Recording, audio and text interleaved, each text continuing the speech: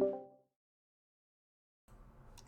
everybody, welcome to Serious Sunday on Lesser Saints Discord channel, blah blah blah blah. These things are happening. Today we are discussing the Dave Chappelle's new special. I'm Jables, joined by Addie. Hey. I don't even think anybody's here yet. Yeah. Oh, there they are. Hey everybody, say something in the chat if you're here. Sorry for the delay. I didn't get a lot of sleep last night. I was kind of stressing out about stuff. Not really like related to this. I wasn't that hung up on this. I just I don't know. I get like that sometimes. I just don't sleep very well often. Yeah. And kind of paying for it today. Hey Mickey. Hey Mickey. All right.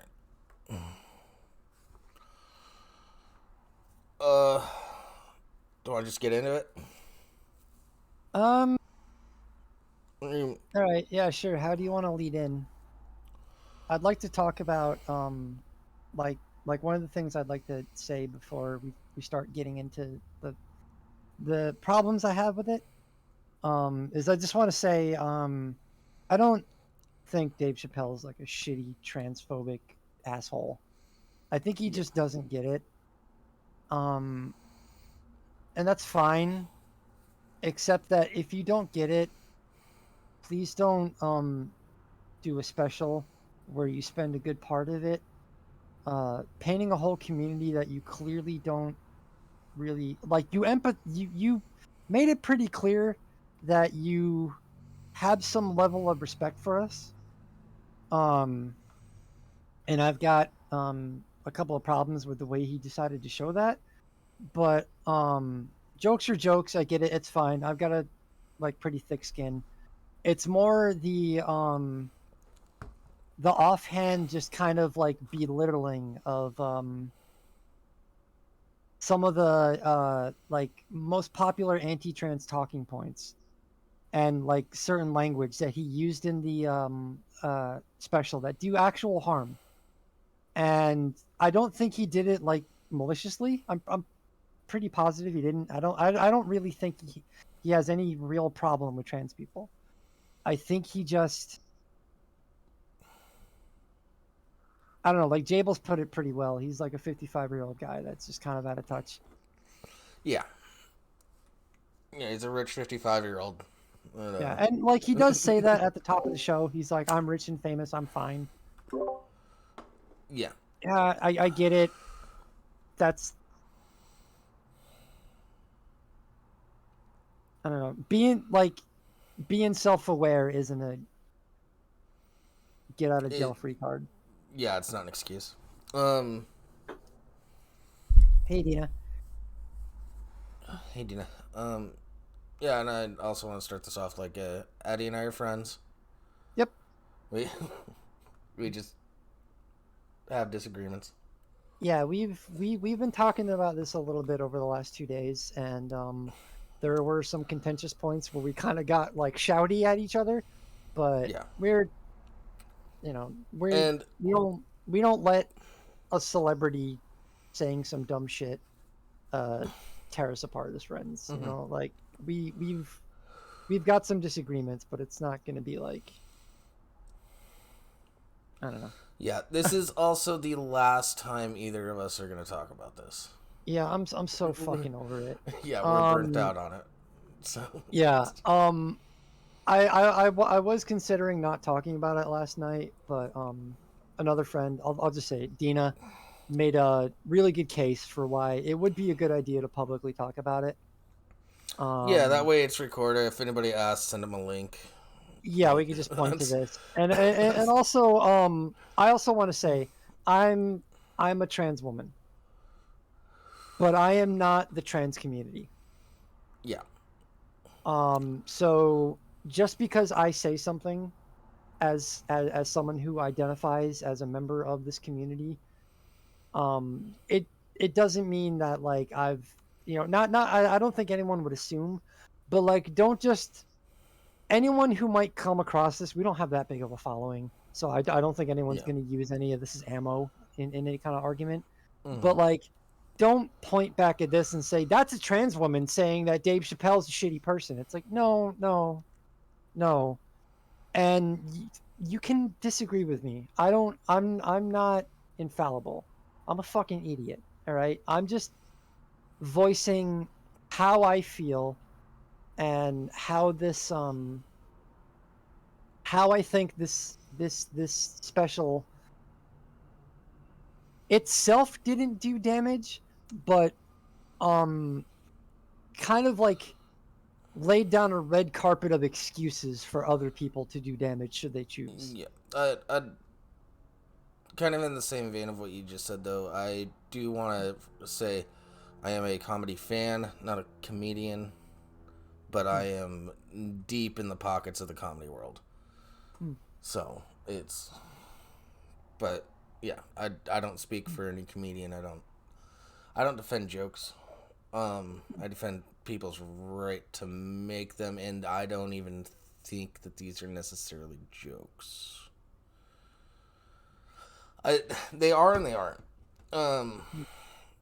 So I re-listened to it today, and the second listen through, the conclusion I am at now, which is something that we haven't talked about, is I think he was making a special that Daphne would have wanted to see, not necessarily a special that's for everybody else. Yeah. And so I'm kind of changing my tune a little bit from what we've talked about over the weekend. Okay. Yeah.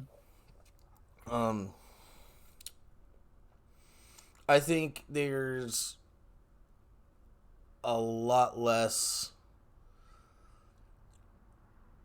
You're like involved in the trans community and stuff, and like the LGBTQ stuff. So I think you're more sensitive whenever something like that comes up. Not like it's gonna hurt your feelings or anything like that necessarily, but like you pick up on it more than other people would. Yeah. And I think he's at the stage of his career which I've seen a lot of other older comedians go through, where it's like they're doing speeches, not necessarily stand up. And I don't know.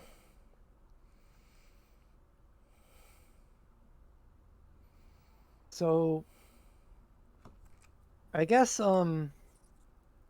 if we've got the like groundwork stuff out of the way, unless there's anything else that like you wanted to add to that before we like start like dissecting the content itself. Yeah. Yeah, that's it. That's all I've really got. All right. So if you don't mind me like starting off like at the top,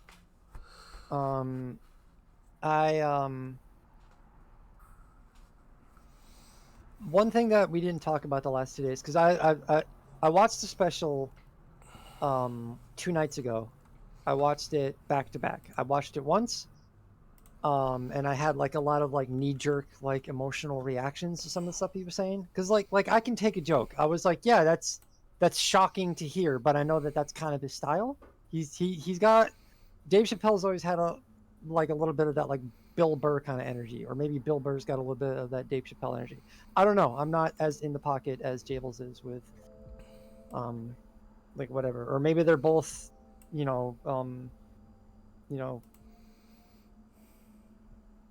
taking that, not taking it, but like, it's like reminiscent of like another comedian. But they both got that way of like, oh, you say you can take a joke? Well, how about this one? And then you go, ooh, that like that. Yeah, it's a bit more Patrice O'Neal's type of style.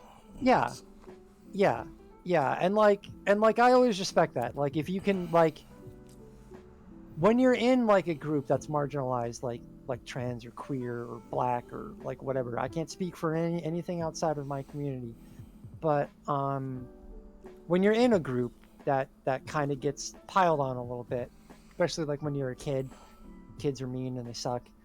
By the time you reach adulthood, you've probably heard every joke there is to hear about people like you. Yeah, that's why I had a long-running bet for people to come up with a new joke about my last name. I'd give you $20 because I have my last name is Bus. So yeah, it's like I've heard it all. Yeah. So when a comedian that edgy is kind of part of their angle, can doesn't just come off as like cringe telling the same shit I've heard my whole life. I appreciate that. And Dave is a comedian that's pretty good at that. When I watched this special at the start, I was like, oh, he's, and like he says it himself. He's like, I'm going all the way. And I'm like, yeah, he fucking is. Yeah, he's being real fucking brave. Being real fucking brave right now. Really pushing the envelope, especially which kind of goes into where my problem starts.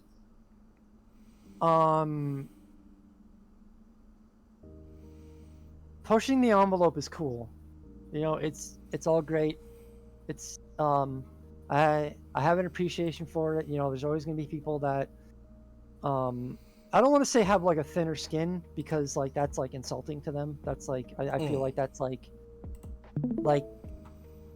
you never know what a person goes through. Yeah, it's devaluing like people's personal experience and whatnot. Yeah, so like what might not hurt me, it might not hurt me because I've heard it so much, and like it's been a subject of like abuse and ridicule that's been hurled at me so much through my life that it's like white noise. When I hear it, I just don't have a reaction to it anymore. Yeah, but it also depends who it comes from as well. Yeah. So, the reason I mentioned that is that when Dave Chappelle decided to start the whole conversation about the LGBT community, which I don't know if he said it out of order intentionally or not.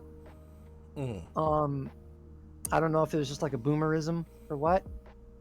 I don't know if that was part of the bit. Well, I say it out of order sometimes because there's so many fucking letters, and it's, I think it's funny to say it out of order, but get all the letters in there. Well, because like some people get like unreasonably upset about it when it's like it's not really the point. But yeah. There's a little bit of a kind of big deal behind the order of it, but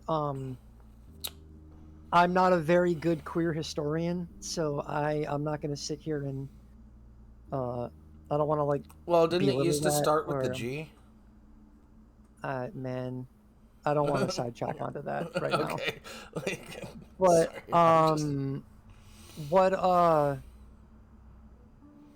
I think is important to remember is that no matter how thick a skin you have, and no matter how much you open by saying I respect everyone, I believe in equal rights for everyone, I am aware that that the queer community is going through a lot of shit right now.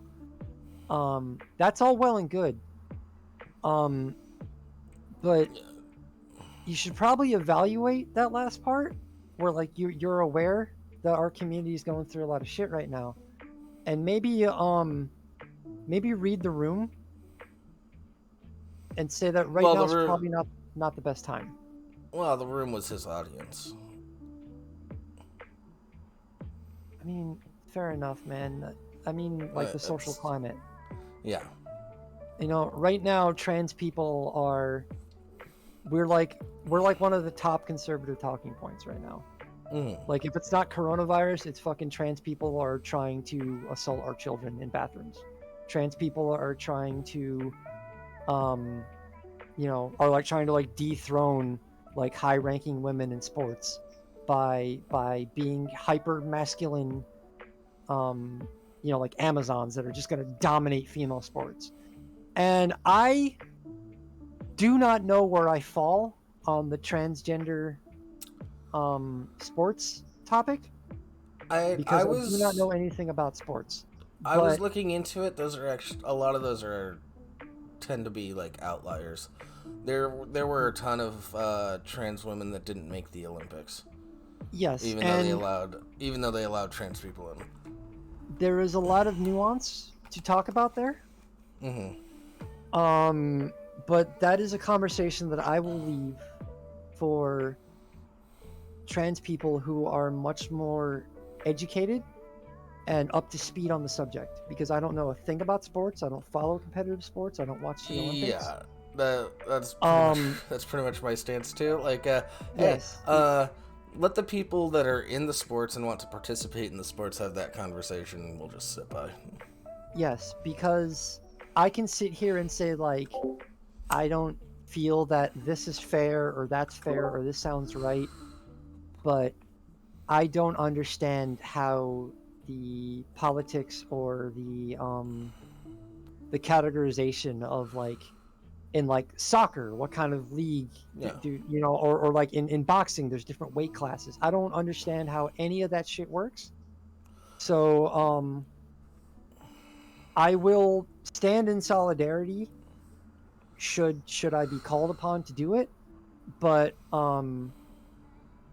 there are other avenues of the transgender rights movement that I'm involved in and that I am currently focusing on. Because, not to say that the sports issue is any less important, I'm a very busy person and I only have so much time. And I feel like I don't have much I can contribute to that. But that's I don't want to go too deep in the weeds on that because that's not exactly the point of what I want to talk about tonight. Like I said, I'll leave that for people who are much more knowledgeable on the subject. Um, right now, trans people in America, the world over, but I'm American, so my point of view and my takes are all American centric. I recognize that. Um, Yeah. we are having a hard time. Every marginalized group is. I don't. I'm not going to sit here and say that we sit atop a hierarchy of like marginalization or like oppression or anything like that, but we are having a hard time. And one of the things I took issue with Dave Chappelle doing in his special was he did two things about he said two things about the trans community at the top that kind of upset me. One one was that queer people today are not like the queer people of the Stonewall era. And that's demonstrably false. Um it Yeah, it but was it's the out. It's. it I think he's talking okay. more about the outspoken voices on Twitter, not necessarily the. And that's fine, but he also contradicts himself later when he says that a bunch of people said a bunch of shit about me on Twitter, but I don't care because Twitter's not real. Mm. Um, so why would you conflate the way people talk on social media about? But that's getting away from my point. My point is, um, he said he has respect for the Stonewall era queer people. He was specifically talking about gays, but I think he meant to extrapolate further to the queer community in general. Um, Yeah, that the as he put it, the glory hole gaze. yeah, yeah. Um,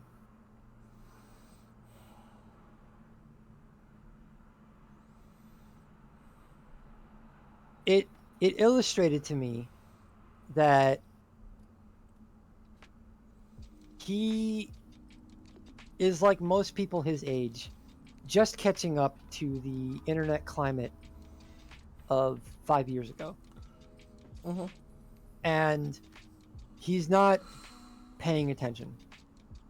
He's got all these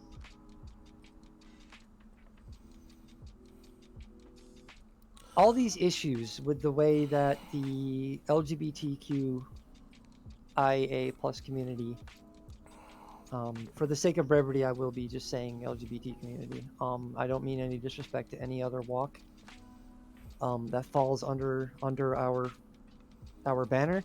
I just, for the sake of brevity, it's just easier for me. I'm sorry. Yeah. Um, Well, um, it reminded me a lot of Bill Burr's Paper Tiger special, hmm, which I had a talk with like Jeff and Memory Holiday about that. It's like hmm, we're internet people, so we're a little bit more hmm. ahead of the curve Yeah, when it comes to things like that. yeah. Um, He was so Bill Burr was making 2014 jokes in 2017, yeah. and Um, and I normally I would just be like, that's just someone who just isn't like, like with it. He isn't hip with the kids. He's not, but like it's more than just not being like hip with what's trendy or whatever. It's he's literally taking umbrage with one avenue of how he sees the LGBT community um speak out against injustice and problems that they have with the social climate of our country. And he's making that seem to his audience. He's painting that to his audience as if that's the way queer people of today just handle things. And that deeply upset me. That deeply misinformed his audience. And whether it was just a bit or a joke, that's very fucking damaging because he's got a huge audience. He's got a large reach with the platforms he has like Netflix and other avenues afforded to him through his career and success and connections. Um, he he just threw a huge curveball in the credibility of the LGBT community by saying that it's not what it used to be, and they used to stand up for things, and now they just whine about them. okay, And that, that's something that you and I haven't talked about this weekend. yeah,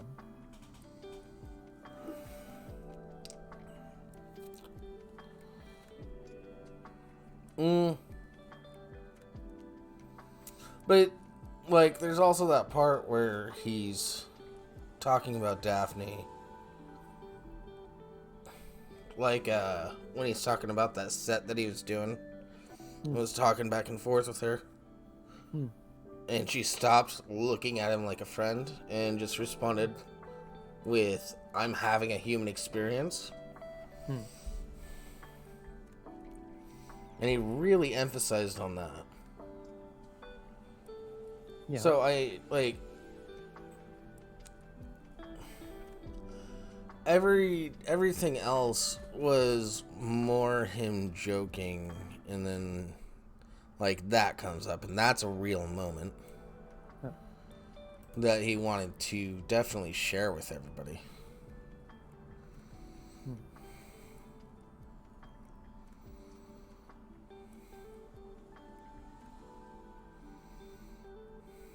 I do appreciate that he was that candid. By the way, we will be pulling people in later if you guys want to talk about this. So hop in the waiting room. Um, yeah, like Nick might be stopping in later. He said he's got a few things he might want to add. Oh, pardon me. Sorry. I'm not feeling very well today, guys. I'm sorry, but I want to do this. So, um, like I said though, the main problem I had is that whether they were jokes or not, um,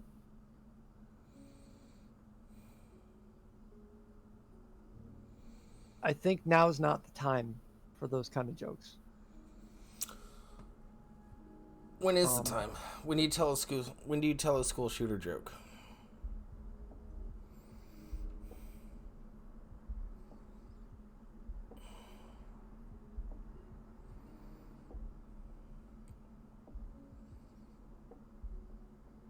Because now we're dabbling into like the more comedy portion, when to tell jokes, when not to tell jokes, which is more my wheelhouse. I feel like telling jokes that to a largely because it's different than the school shooter thing. Mm-hmm. It's different from things that everyone knows about. Everyone in the country is aware of school shootings. Everyone in the country is aware of like lots of the other subjects of like edgy jokes. But the vast majority of people that you meet on a daily basis don't know a fucking thing about the queer community. And when you tell a joke that and I'm sorry, but the tone was very adversarial. That very like me against them Yeah, makes a but that statement was that's like I'm really like I support this group of people, but man, have they fallen from grace. Man, are they not trying like they used to. And I feel like that tells your audience.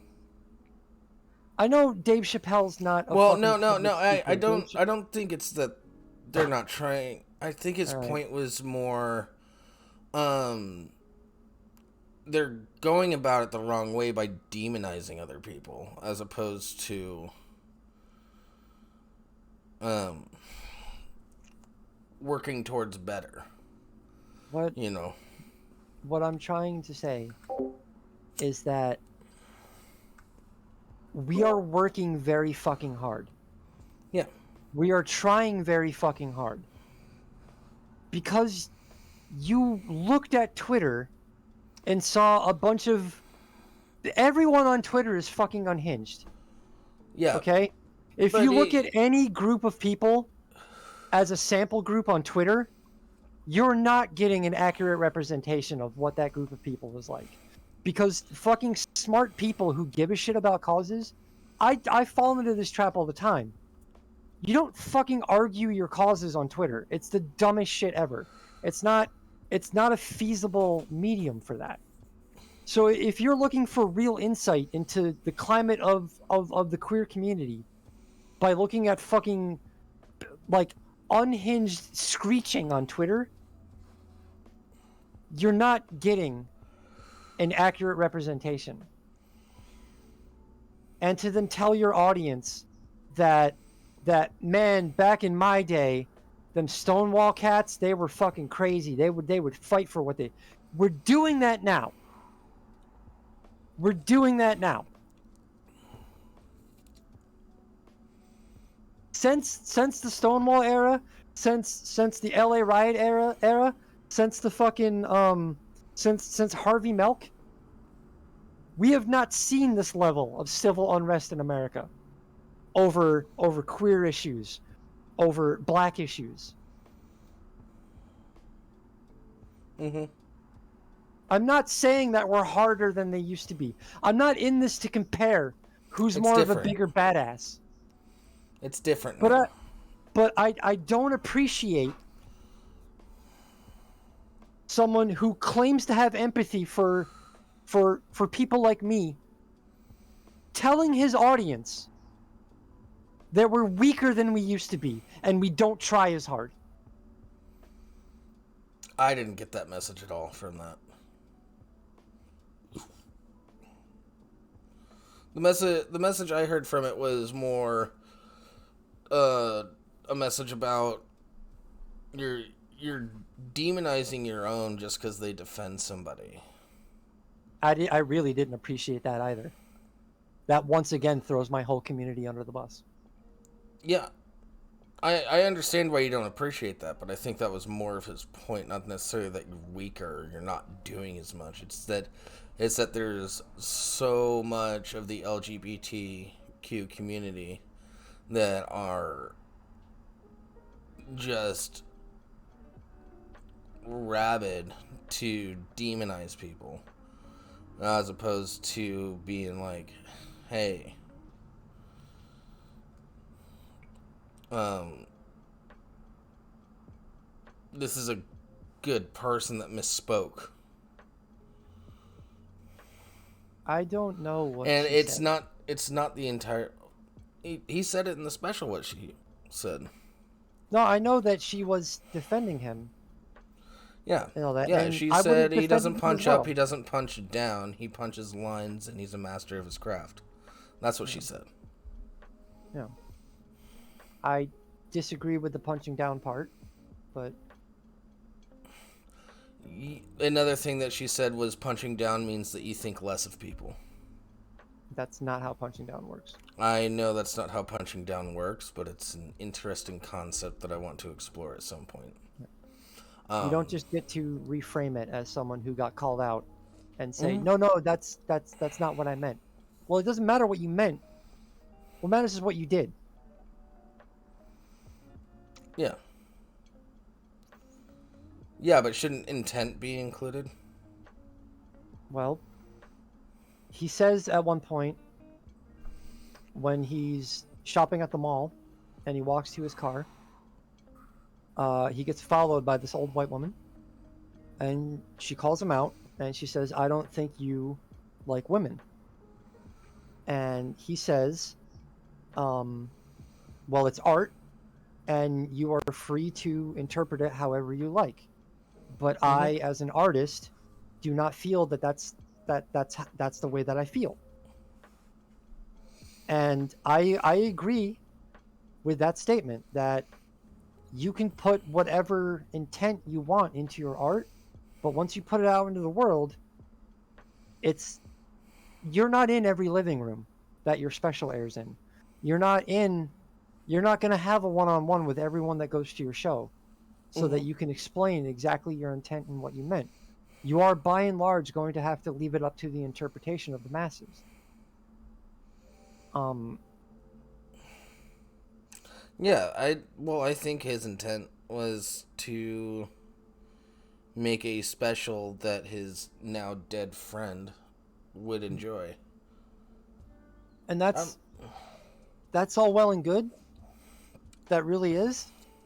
And I appreciate that he had the heart to do that. Um, it's a very kind gesture to someone that he clearly cared a lot about.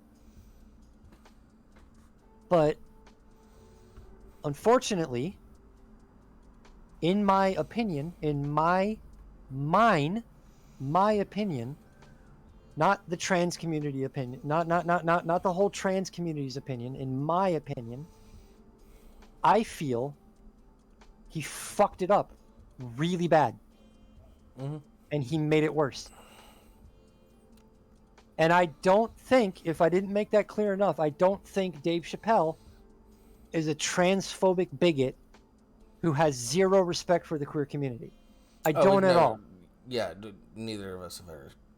I just, I think he said some shit and he talked out his ass on a bunch of subjects that he clearly has not either done enough research on or just flat out doesn't know anything about. Because I Yeah, feel, it's. Well, I think it'd be the equivalent if he was talking about if he were to talk about income disparities right now. He's rich as fuck, and famous, and has been for a long time at you this know, point. and all, another thing that's parallel to this point is I am awfully sick of people talking about there shouldn't be a hierarchy of oppression, there shouldn't be this, there shouldn't be that. And I agree. It's tiresome and it doesn't accomplish anything. Oh, my life is worse than yours, so I deserve more attention. No, if someone's life sucks and shit ain't going right, you fucking help that person regardless of what their station in life is. If you have the means by which to help that person, help that person. Be it a Yeah, but platform, be it money, be it your time. You're not obligated to do anything. But yeah, if you're going to be involved in the discussion, don't just complain about this person complains about this, but they don't know what I've been through. It's like, it's not a fucking competition. All right. Well, it's like that. So, That joke I told you the other night about suicide rates. yeah, yeah. Yeah. It's not one that I want to throw out publicly at the moment, but Yeah. yeah. So what do you think about that one? I personally find it funny, but as we discussed last night, if it's not a joke that you feel you can comfortably tell without having a trans person on stage to vouch for you, Mm-hmm. you shouldn't tell it. Because if you don't think it stands on its own merit, and if you don't think people will understand that it's a joke, and that it doesn't come from a place of mockery, if you don't trust the audience not to flip it on you, I don't think you should tell it. Yeah, that's why it's not public yet. I haven't found the right way to say it. Yeah, and I gave you pretty much the basic idea of it. yeah, and that's how we feel for the most part about this special. I feel like a lot of the stuff that he joked about in the special falls under that category, but he went ahead and did it anyway. And you could say that's bravery. You could say that's him, like exercising his free speech. And I agree. But as ever, the wheel keeps turning. Have you ever freedom shown of somebody? freedom of speech is not freedom from consequences. Mm. And if you say something that people take exception to, you can react to their exception however you want, but it doesn't mean that they don't have the right to be upset by what you said. Yeah, have you ever seen have you ever shown somebody that had never seen Carlin's or heard Carlin's stand up, like some of his late stage stuff? Yeah. Without the context of everything that he had done beforehand, it doesn't seem that funny. Yeah. He just comes off as like a bitter old asshole. Yeah. Yeah, and I've got a lot of respect for George Carlin. I think something very similar is happening to Dave Chappelle right now. Yeah, I've got a lot of respect for Dave Chappelle. I just think he missed the mark really hard with this. And I'm not asking for like famous celebrities, to make a call to action and use their platform to be like a bastion of LGBTQ like defense and what god damn it, what's the word? My brain is fucking fried. Be allies. Yeah, like I'm not asking them to like wrap themselves in like a rainbow flag or a trans flag or like a bisexual flag or anything like that, and go up on stage and be like, we all need to stand up for like our brothers and sisters and our like our non-binary allies, and we all need to go march on Washington, and we all need to go do this, and we all need to go do that. Make sure you call your politicians and you say no on this and yes on that, and vote. Go out and vote. Whatever. Yeah, but I'm not expecting. No, I don't feel that anybody, famous or not, is obligated to do jack shit for causes that are important to me. Yeah. You're not. But if you are going to talk, all I ask, I don't expect, I don't demand, all I ask is that if you are going to talk about something that is very important to a group of people who are having a hard time right now, maybe treat it with a little bit more respect. Maybe if you're going to act like an upset authority who has, well, maybe not authority is not the right word, but if you're going to grandstand about how you are tired of this community coming for you, or you are tired of being like misinterpreted as a bigot, maybe the olive branch isn't more punching down. And I don't care that he doesn't feel like he punched down. I don't care. No disrespect to his friend who lost her life.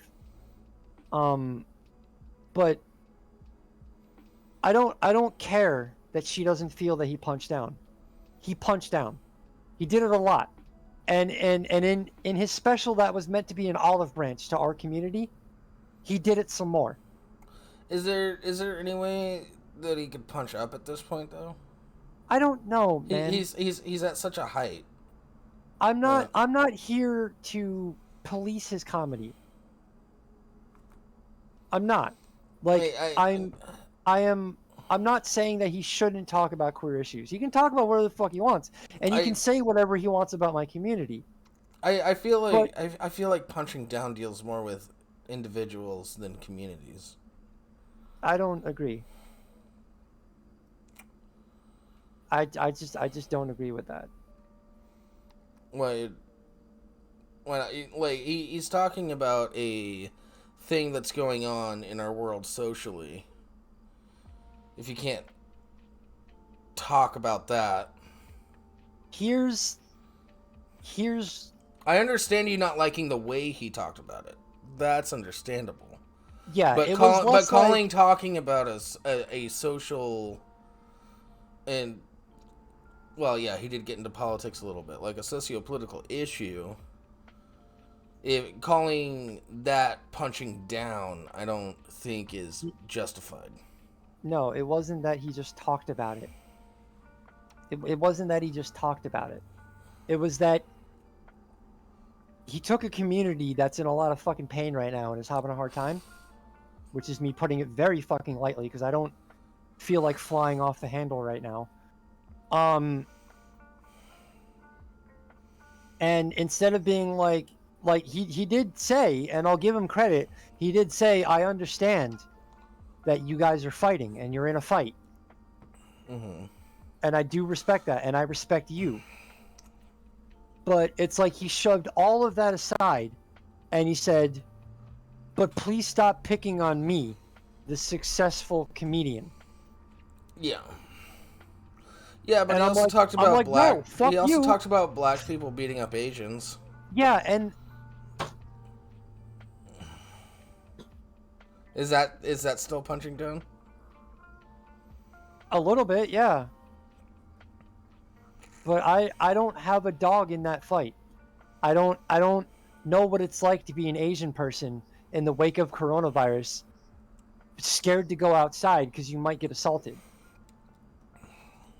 You know, my heart goes out to the Asian community, but I don't have a perspective which I can step in. Like, I'm just a white savior at that point.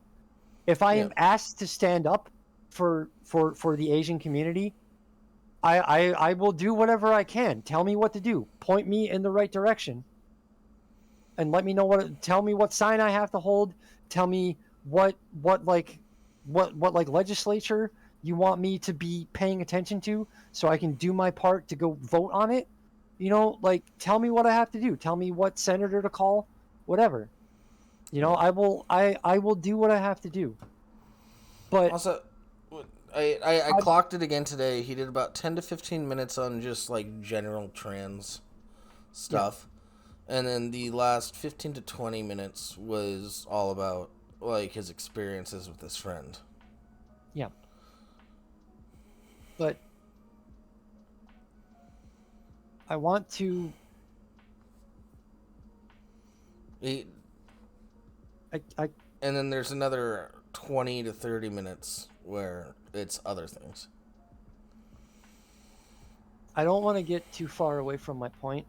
Not that like I just want to talk about whatever I want to talk about, but I mean there's a lot of shit to unpack in each point that I have a problem with.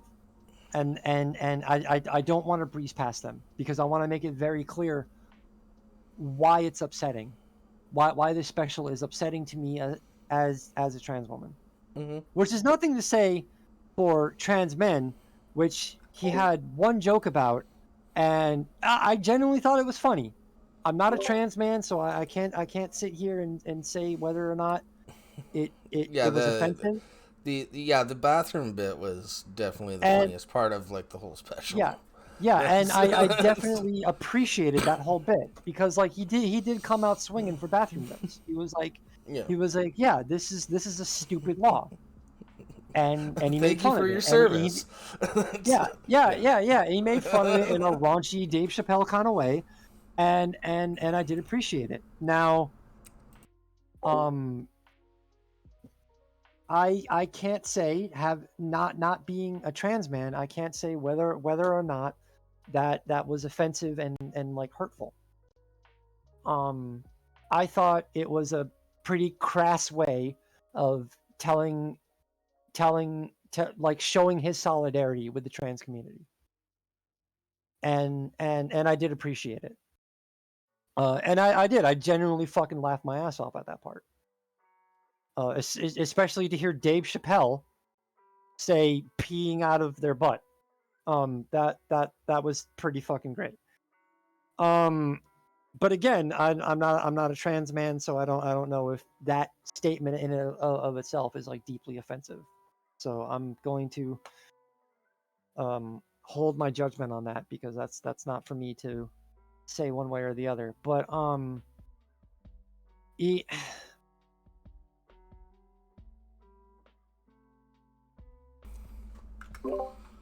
Speaking of which, yeah, we've gotten away from the point that I was making before, and I've kind of lost track. So yeah, I'm like, not done talking about what I wanted to talk about, but I lost the track I was on. So well, while you're rethinking about that track, yeah, I was just reminded I need to diversify my friend group a little bit, because I don't think I know any trans men. Wait, no, I know one. Yeah. Never mind. I just haven't talked to him in a while.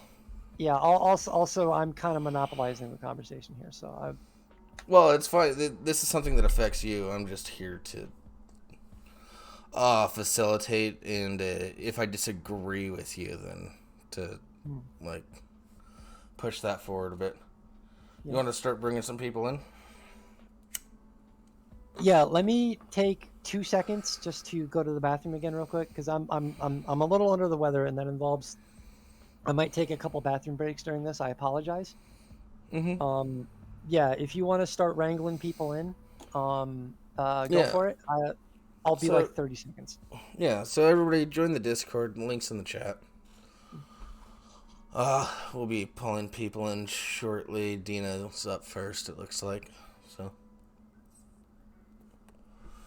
I'll just bring Dina in now. Hey, babe. Hey. Hold on. I gotta mute the stream. Yeah, that's fine. Yeah. And if you want some background music while we chat, then I'm live here as well, so you can listen to the. I can listen to it, but do I gotta do like the watch your stream thing? Hold on, let me see. Is it gonna be like Terminator theme? Oh no, I just have some lo-fi hip hop that's playing in the background. No, I'm just kidding. With the whole like, is it gonna while we're just this, we have Terminator music in the background.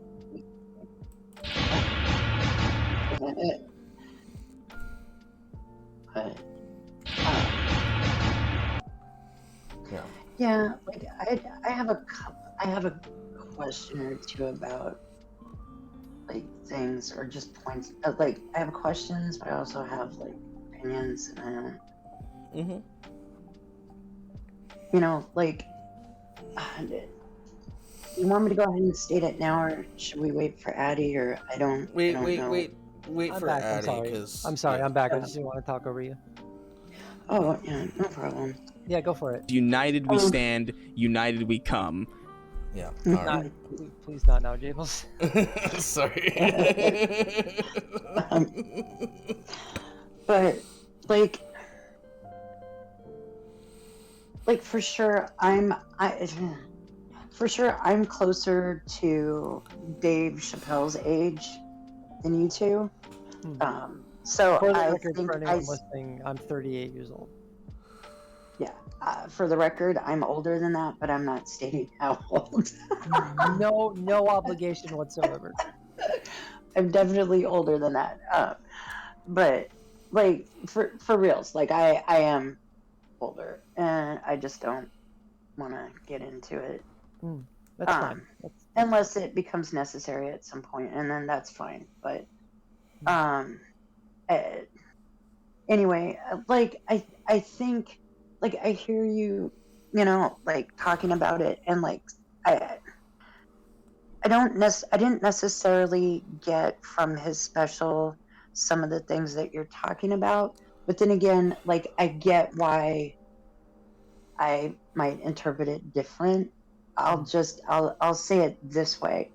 When he was talking about the Stonewall LGBT, I think what he was talking about with that was more that they were a lot closer to being united, like having more of a united front, and less people in the community itself, and less people who would be allies going off on weird fucking tangents that then become broad news that then make them look bad. See, I think, and like when he mentions Twitter, like I feel like Twitter is one of the worst inventions ever made.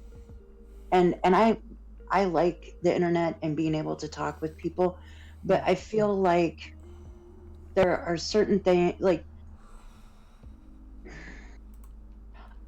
Twitter is kind of like a playground full of kids from different schools and of different ages and all that, just yelling at each other the first thing that pops into their mind, and then the other kids reacting to it, and it just being a big free-for-all. And I think that there are definitely people there that, that are reasonable people, but I don't necessarily think those people talk, because if there's one thing that a number of people know, is that if you're going to say something that might upset somebody on Twitter, and like somebody who's like not your friend, like a lot of people, I don't know about a lot of people.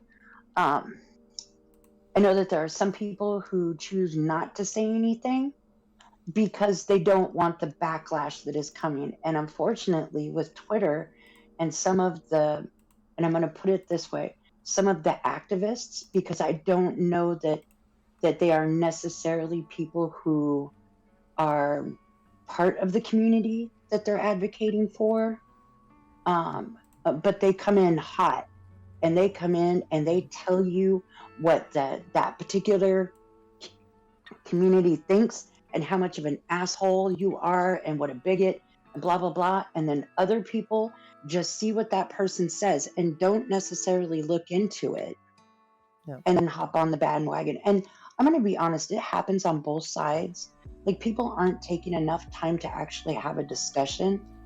And like, I think that's part of the difference too, with just relations between different groups of people at this point, is because we have the internet, which allows you to be anonymous, and you can say whatever the fuck you want.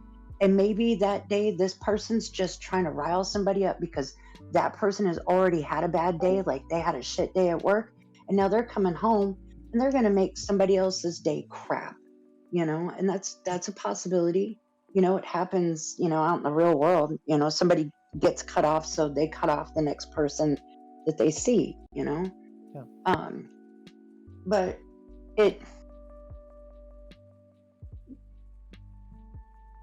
if you say the wrong thing at the wrong time about the wrong group of people or about the wrong subject, your life can literally be ruined to a degree, or at least your ability to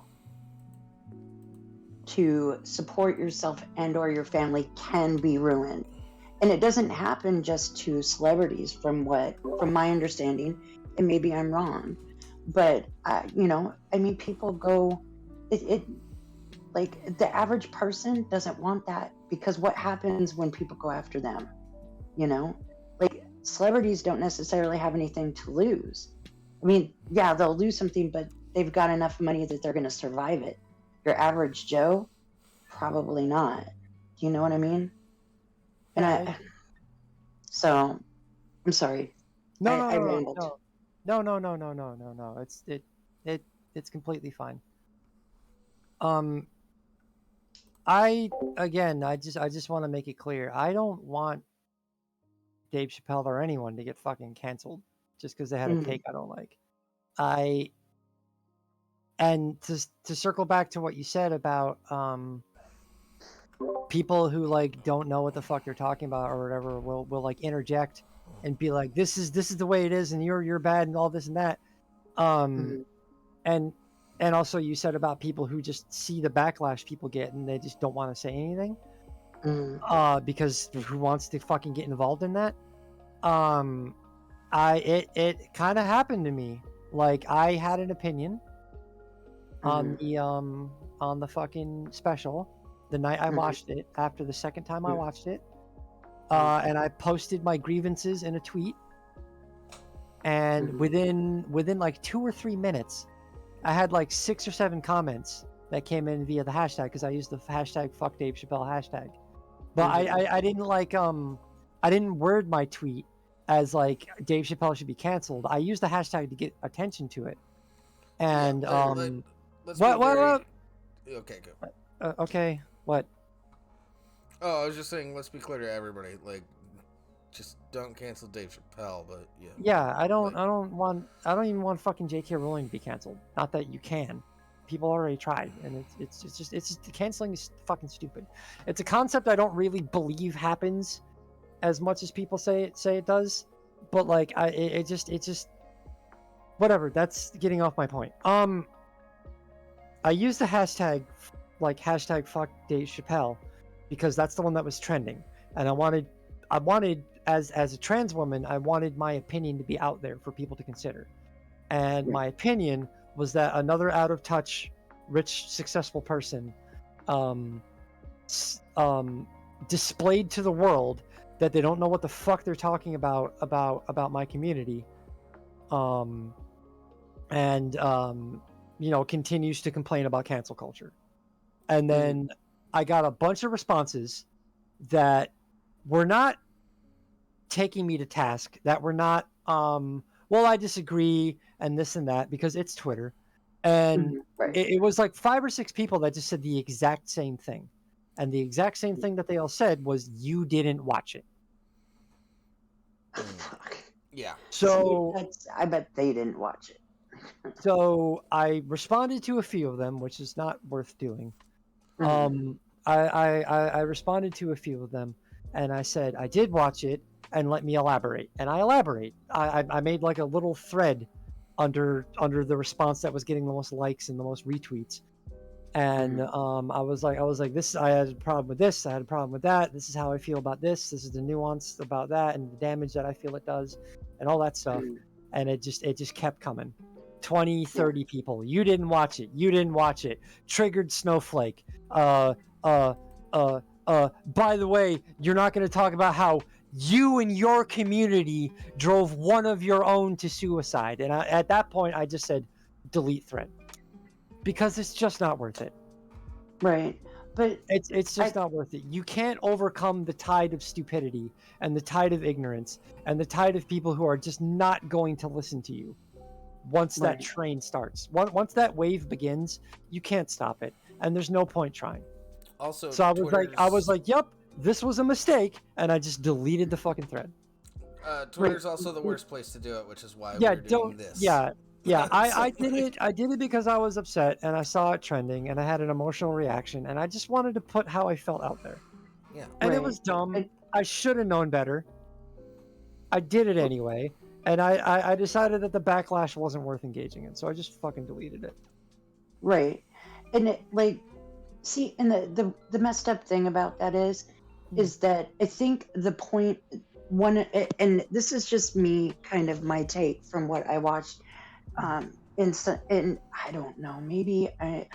Anyway, the point that I kind of saw from the special is that I do think that he was trying to draw attention to the fact that somebody that he cared about, Hmm. his friend, decided to stand up for him Yes. and was literally literally had her. Okay, I'm gonna rephrase this because I want it to be correct. She literally had people, perhaps from her community, or at least people that were allies to the community.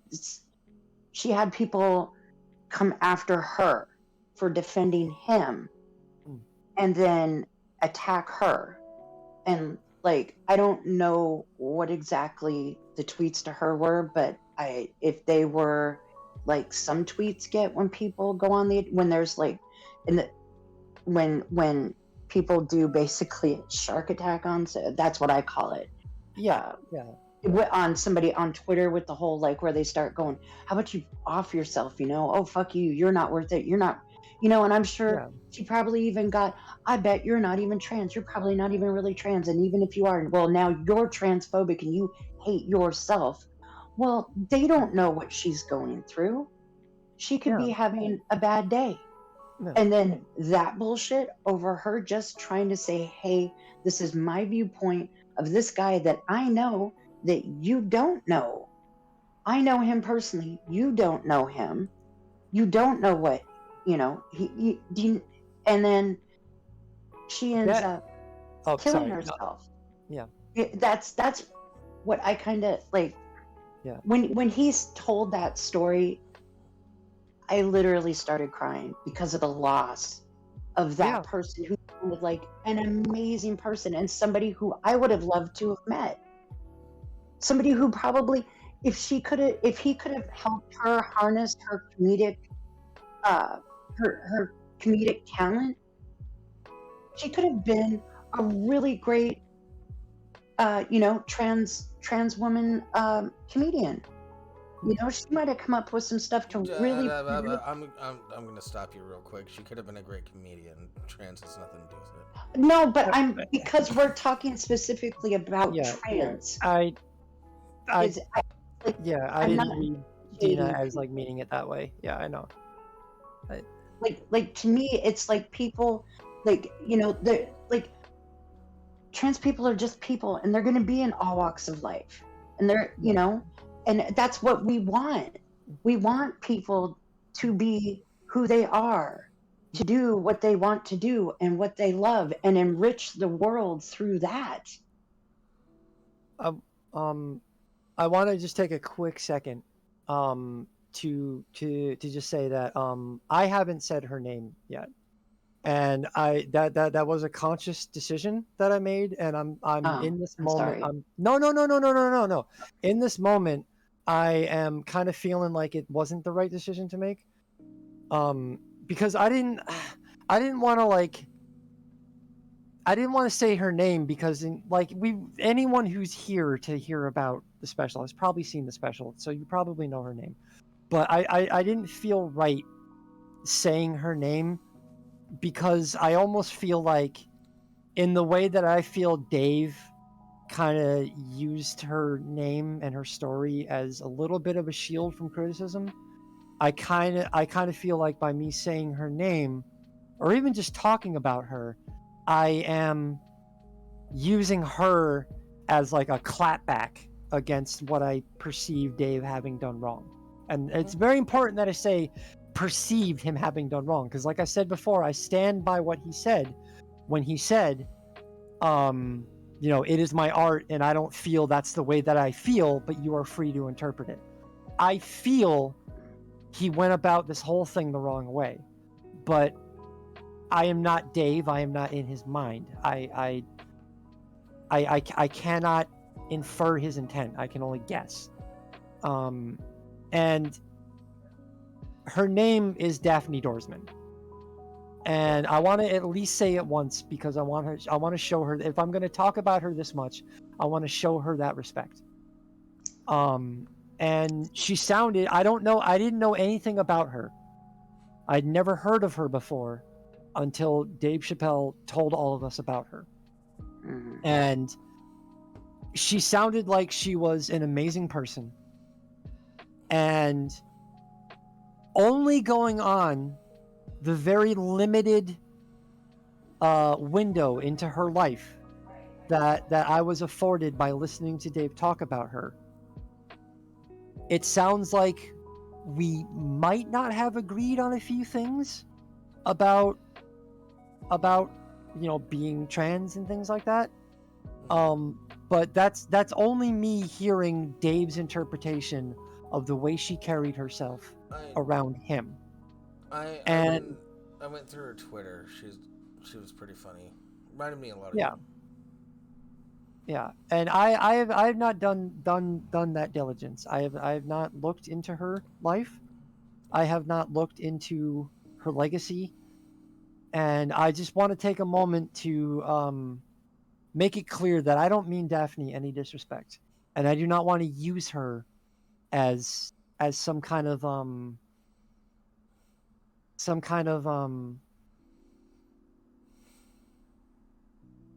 man, I wish I was not having a hard time finding the words right now.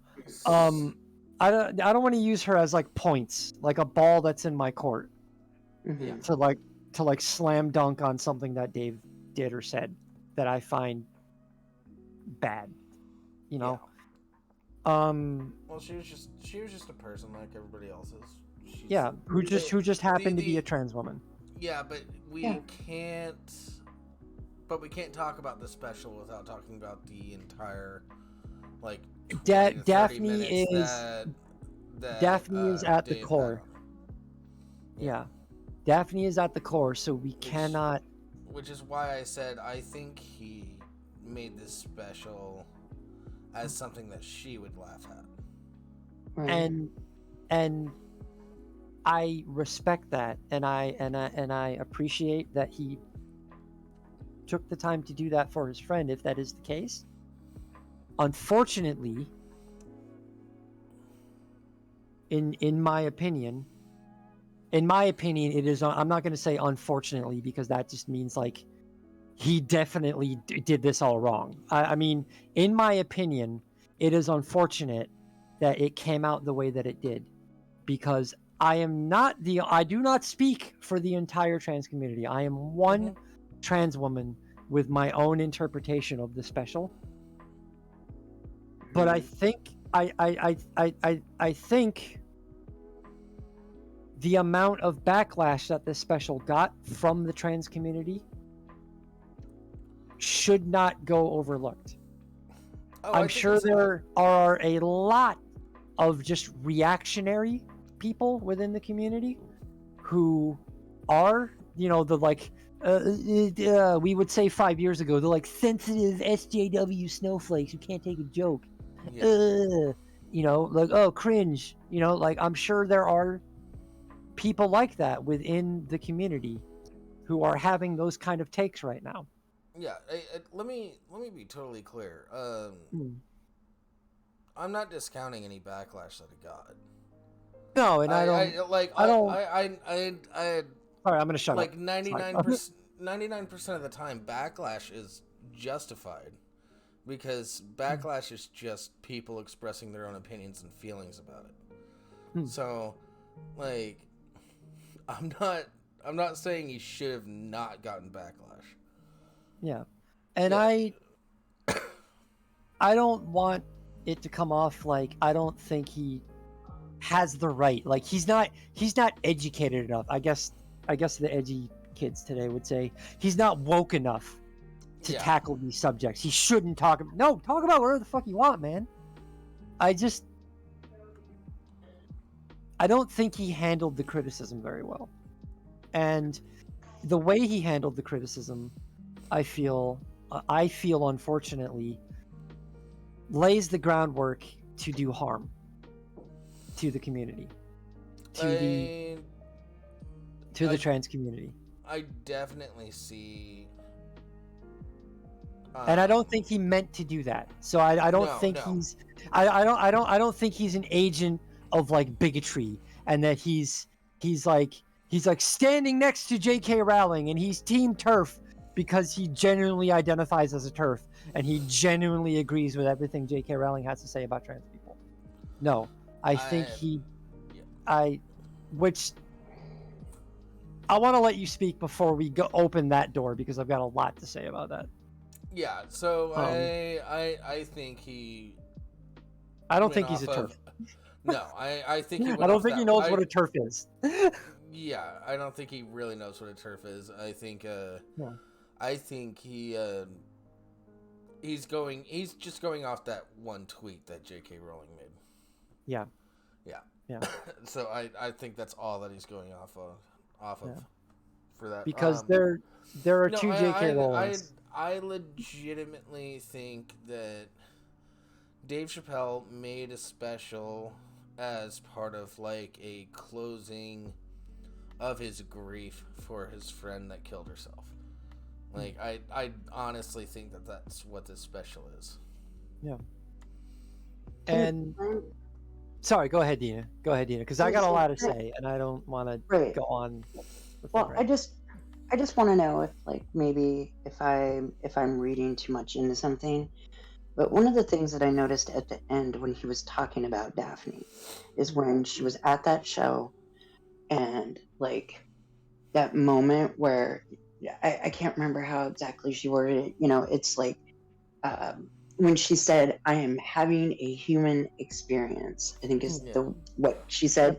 That she made that point, like not like because there was so much focus on her being a trans woman, right? And like answering the questions and all that. But like what it boiled down to is her looking at Dave, like when he said like her face changed, the way that she looked at him.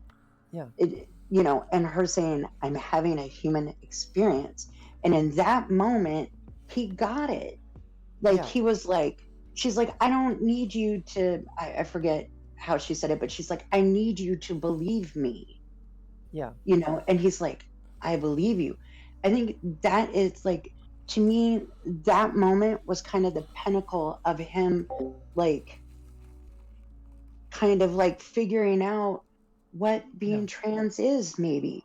It's that moment where you go, where he's just kind of like, I think I almost feel like he's trying to communicate what she was trying to communicate, which is, "I'm having a human experience, period." And that's what, and correct me if I'm wrong. I figure that's what the trans community needs from everybody. That's what the Black Yeah. community needs. That's what everybody needs. We all need to realize we're having a human experience, and we're all here together on it. And I wish all sides could just realize that and just everybody get along. Yeah. You know, and Yeah.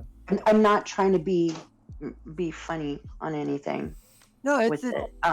it's fine. I don't want this to come off as like a place where we can't like crack a joke here and there. But like, right, but on that, I'm actually not trying to crack a joke with the whole like, Yeah. can we all just get along?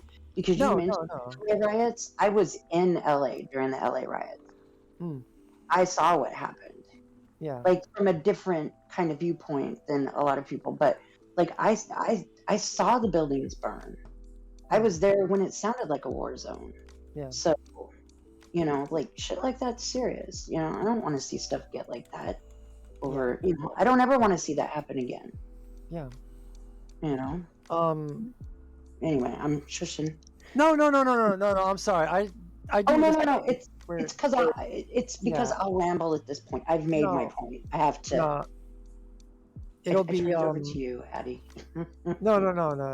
I'm sorry. And like I feel like I am like monopolizing the conversation. So I just want to apologize again for that. Well, no, don't apologize. We're talking about trans things. I think it's okay for a trans person to monopolize the conversation. I mean, fair enough. I don't. I just don't. I just don't want to like. Be the only Like, one. Yeah. Yeah, like I don't want to give the message across. Like I don't want to put the message across or like the inference across that like we're that putting like you on my a opinion platform matters to do a more. speech. Yeah. Well, I think no, I do think your opinion matters a bit more because you're a part of that community that he was making all the jokes about. So I think that's that like in that respect, your opinion matters a little bit more. But what Dina brought up about Daphne in that moment when she said, "I'm having a human experience," that's one of the points where I really felt for Dave, because Dina hit it. I think anyway. Again, we're not in Dave's head, but I think what he was trying to say was that that's when it clicked for him, and he's looking at her as a trans woman in this moment, answering all these trans questions and blah blah blah. And even like I'll give him the benefit of the doubt about what he was saying leading up to all that, and like after, about like people, like trans people and their moms, like, you know, like accost him out in public, and they're like, you are a transphobe and this and that and blah blah blah, and how he was kind of painting trans people as like that's how they are. And then he's looking at this trans person that's right in front of him that he's friends with, and he's like bonded with on like a level deeper than like I met them in a bar or I met them at the airport or something like that. And he's getting to know this trans person, and he's not looking at her as a trans person, but as a person. And that's when he's like, oh, trans people aren't a way. They're not like a certain way. She's like, this moment she's having is like about a bunch of trans shit, but the reactions she's having, the emotions she's feeling, they're not trans emotions. They're not trans feelings. They're not a trans reaction. Her brain, her body chemistry is reacting to this the way any other person would. She feels overwhelmed. She feels shocked or hurt, and exasperated, like any other human would be. Like, change the context, make it not about trans issues, make it about any other thing. Any human would react this way. And he's like, I need to stop looking at it through this lens of she's a trans person and she's interpreting the world as a trans person. It's like, no, she's having a fucking human experience right now, and she's literally telling me that. And I really fucking appreciated that. I honestly think that's the point people should be taking away from the special. I think that's what he wanted the takeaway to be. But he did it wrong, as Addie said. Yeah. Yeah, my criticism is that, unfortunately, that important core message, at least I'm going to kind of contradict myself here, at least looking at it through a trans person's eyes. No, I don't want to do that, because that's me speaking for trans people. The way that I saw the special, unfortunately, that all got overshadowed by the fact that it was not enough of that, him having this human interaction with another human who just happened to be trans. Yeah. And it was overshadowed by a lot of, I get a lot of criticism from the queer community, and I'm upset about it. Please stop bullying me for my jokes. Yeah. Please get that they're jokes. And it all came off. That's where I got upset. Where I don't think he intentionally used her as a shield, but I see where the criticism that he did that comes from. And I don't think it's unwarranted criticism. I think he harped on a bit too much about the criticism and the backlash he got, and he didn't focus enough on, I don't know, like this sounds like me policing jokes, and I don't want that to be what this is. I want people to say what they're going to say. I just don't. We're two days later, an hour and a half in, we finally got to the crux of it. Yeah. I do. Sorry, Dina, go ahead.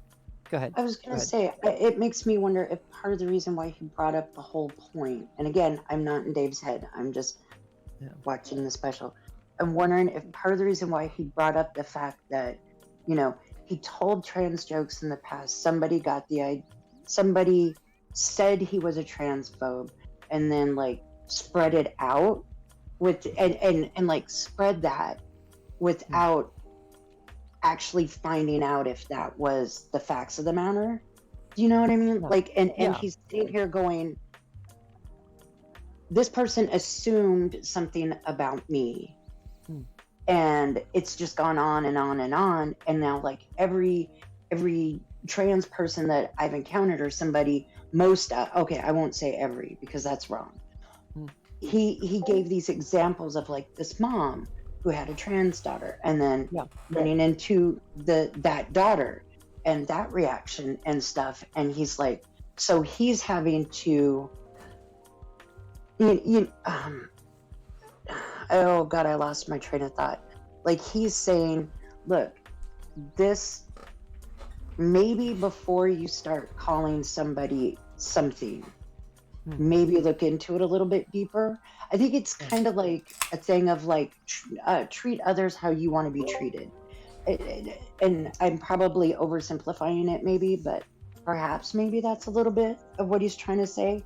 And not so much bullying me, just like maybe like, and I don't feel like he thinks at this point that anything's going to change for him. He's trying to put it out there where it's like, maybe in the future with somebody, look into it, kind of a thing. Does that make sense? Because I don't think things ever really going to stop. Yeah, like absolutely. I was gonna go into the J.K. Rowling stuff, but I think we should push that back a bit because I'm going to, but I feel like what you just brought up perfectly segues into another point of contention that I had with it, and that he says at the end of the special, he says empathy is a two-way street. Mm-hmm. And it is. It shouldn't have to be. You should be able to just look at someone and be like, oh, like I feel for that person. Whether or not they feel for you, that's neither here nor there. But it would be nice if they did. And that's kind of part of at the core of empathy. But earlier, that interaction that he had with the daughter of that mom who was the mother. That's a weird roundabout way to say it. He met the trans woman's mother, and then later he actually met that trans woman. And they were getting along or whatever, and then he like said the wrong thing, which I feel for you, man. Like it's so easy to like I'm a white person that grew up in a mostly black neighborhood, and I always I became acutely aware at a very early age that like I'm with you in this experience. I'm growing up in the same shitty ghetto that you're growing up in, but my experience as a white lower class person in the ghetto is nowhere near as heavy and bad as that of and tough as that of a black lower class person in the ghetto. And I made it very clear that like the word that you're not supposed to say unless you're that color, I respect that, and I do not use that word. I don't care if you agree with me or not, that's a free speech issue and that you should be able to say whatever you want, freedom of speech and all this and all that, and like if they're really your friends, they'll understand. I don't it's not my word. It's not my word. So I'm not going to sit here and say you should be allowed to say it. But I found it very interesting, and by interesting I found it a little, I'll just say it, offensive, that when, according to him in this anecdotal story about this trans woman he met, she said the words or something to do. I've watched it 3 times now, and I'm trying to remember exactly the phrase she said, but she said something to the degree of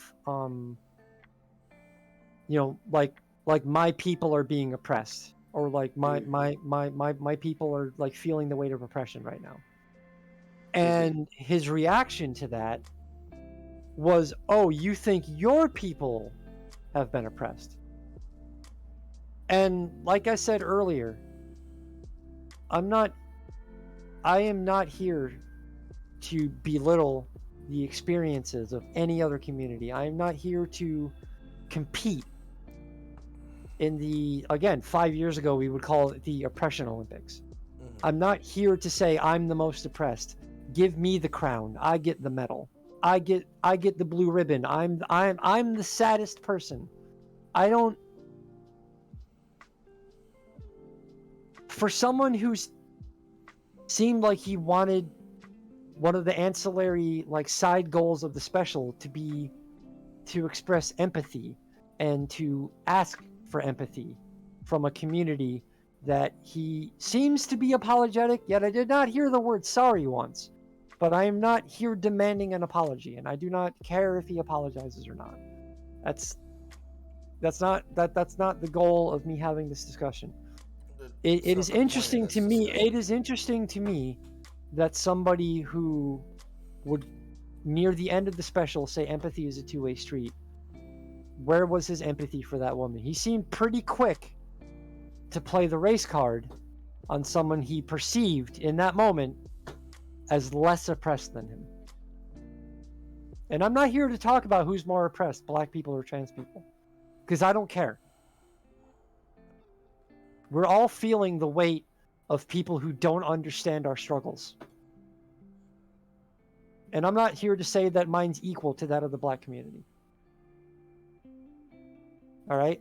And he hit the nail on the head very early in the special when he started talking about queer people in general, when he said, I am blown away at the progress you guys have made in such a short amount of time.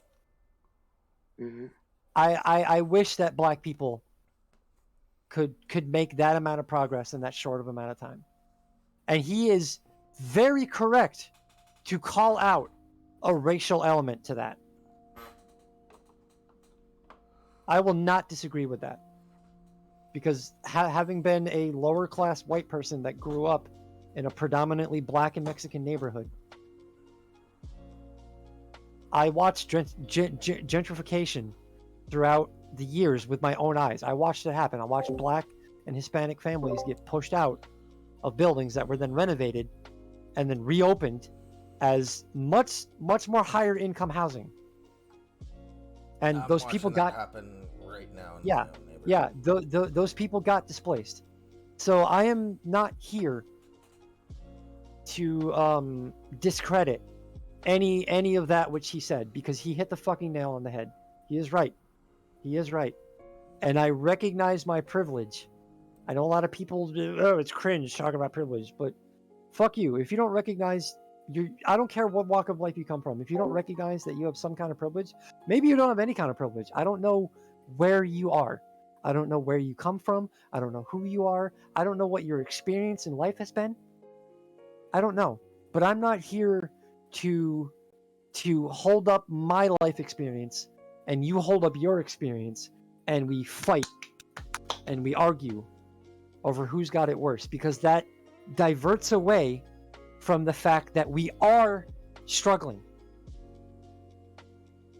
Yeah. And I recognize that my community is getting a lot of attention right now. But just because we're getting a lot of attention does not mean that everything is going hunky-dory and everything is going my way, and I should just shut up and appreciate the progress that that the LGBT community as a whole has made throughout the years. I do appreciate that progress, and I am experiencing the privilege of the progress that has been made by queer people who have come before me, and I'm grateful to them. I am. Yeah. You know, when he brought up Stonewall, you know, I said earlier that I got upset that he compared Stonewall queer people to the queer people that are, you know, involved in politics and are involved in, you know, like protests and, you know, trying to make a change today and the way they go about it. I do take exception to the way that he presented that. Mm-hmm. I think it was a disrespectful discreditation to the hard work that queer people are putting in today. It's looking at the Twitter outrage mobs angle of queer people and how they're like represented, and just ignoring all the hard work of other queer people and other avenues outside of social media, who are working behind the scenes, who are in legislature, who are in politics, who are in positions of power and are making moves, and who are working at like crisis centers and outreach centers for young queer people, you know, and but it did send my queer little heart aflutter that he brought up Stonewall at all, because a lot of people who have his platform, I feel like they probably don't even know it fucking happened, and they don't even know what it is. So if in this tirade of negative bullshit that I'm slinging towards Dave in this special, I want to take a moment to thank him for even like with his platform bringing attention to the Stonewall riots. I wish he at least mentioned some of the major players' names. But you know what? Beggars can't be choosers. So thank you for that, Dave. Because one of the reasons that I wish that he had brought up names was that one of the most pivotal figures in Stonewall was a black trans woman. And I think that really would have helped his case.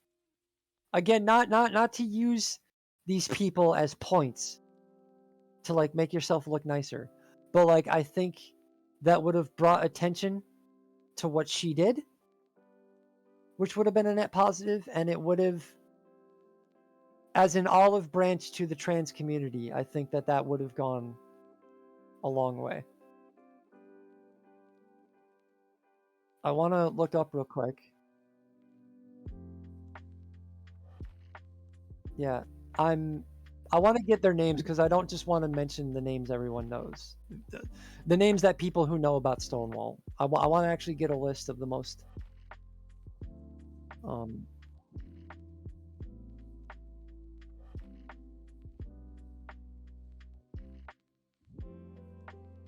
so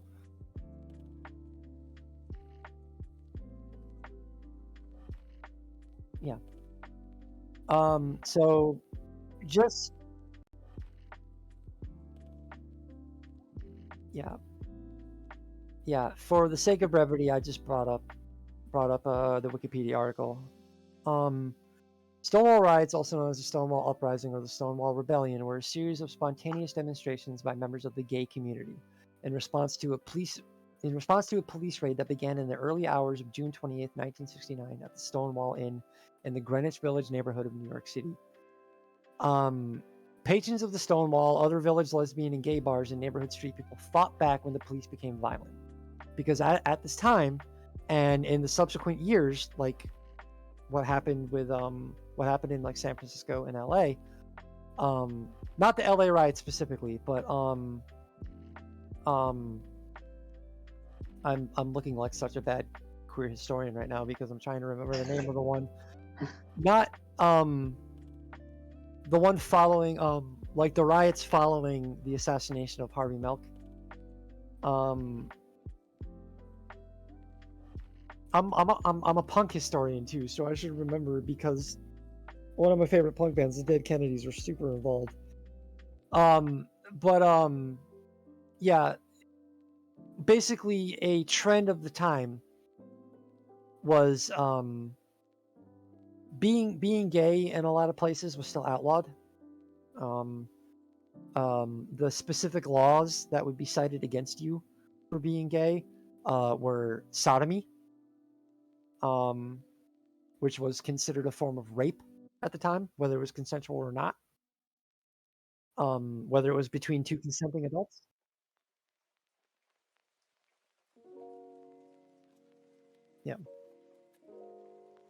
Yeah, but so at the time, police would use this and the moral outrage of the time at the very concept of being any walk of queer. Be it, and I know lots of LGBTQIA plus people take umbrage with the term queer. I do not. I feel it is an important.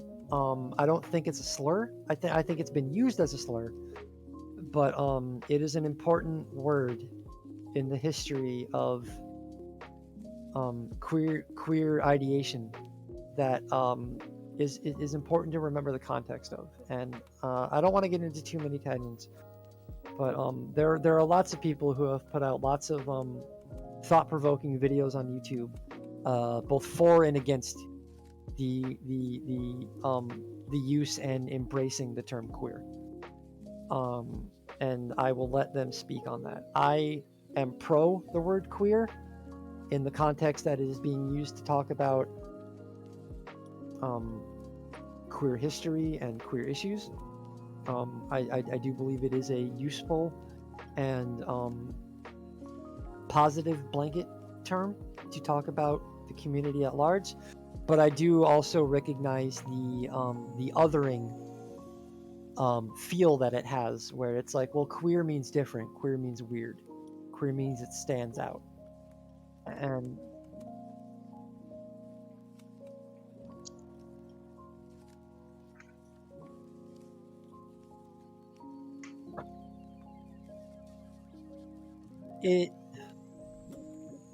I will say, another point in Dave's defense, things like the very banner of LGBTQIA++, and even I'm out of the loop of what else has been added to that. I'm not gonna make the fucking stupid joke that they keep adding more letters and all this other stupid shit. Oh, like I'm just gonna say attack helicopter. There, someone fucking said it. Get it out of the fucking way.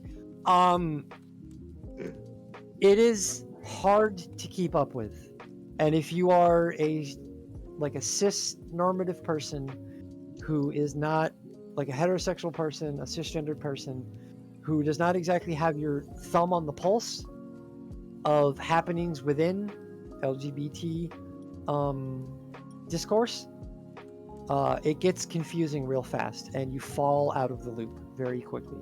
And when you try to jump back in, there's a lot of new things because it is a rapidly evolving social science that we are finally talking about openly in the public eye. And there are more people being both allowed to and being both listened to within every walk of the community. So all this new discussion is happening, and all of these new discoveries are happening, and all of these conversations are happening where people within the LGBT, I will stop saying queer because at least during this discussion, because it is othering to some people, and I want to respect that. And I'm sorry if you've been listening and you've just been banging your head against your desk. Like, Addie, stop fucking saying that word. I hate that fucking word. I apologize, and I will not use it publicly.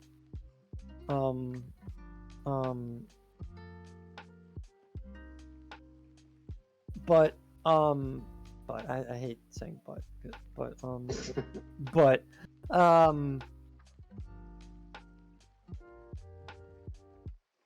She's gonna say it at least 3 times after we go off the air. Just saying. Just not kidding. wrong, not wrong, because it is a regular part of my lexicon, and like people who use other words that people find problematic, it is sometimes difficult to catch yourself before you say it, and I apologize.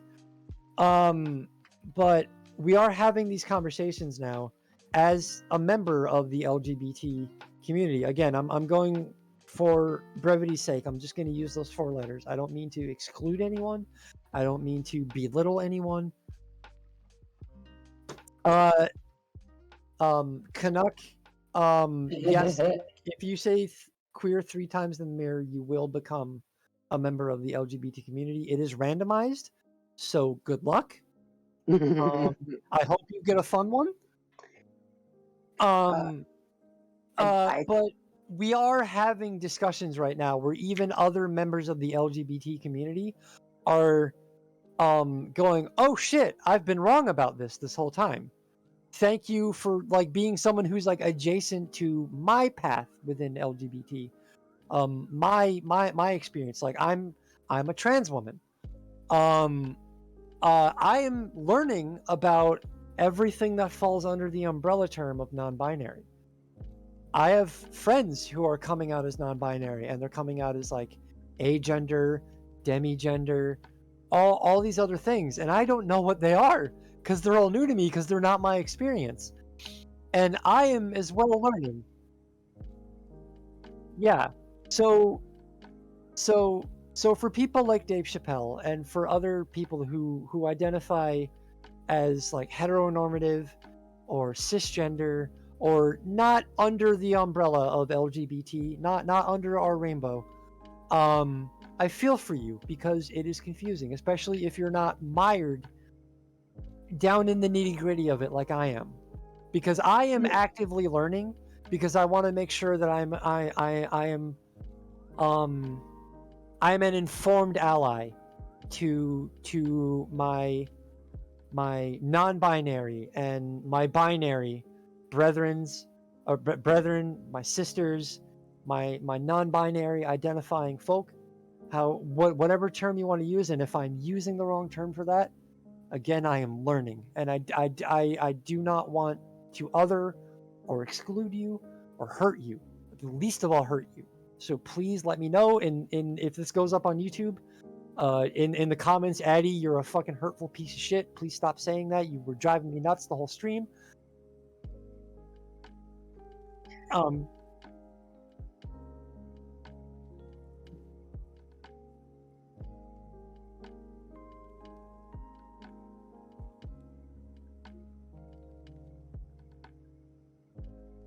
All right.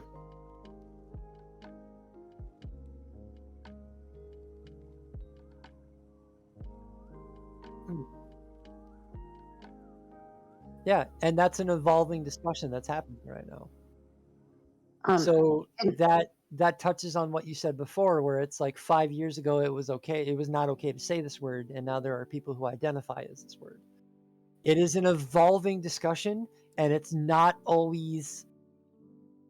It doesn't always feel good, you know. Like sometimes we realize we've been fucking up the whole time, and other times we realize, oh, you know, it's like with science. You know, this is a social science. What we thought was the rule of law previously, we've been like, oh shit, we were looking at it the wrong way. When you actually look at it this way, this is a much better way to frame this, and under that framing, this is all different. Oh fuck, we've been wrong the whole time.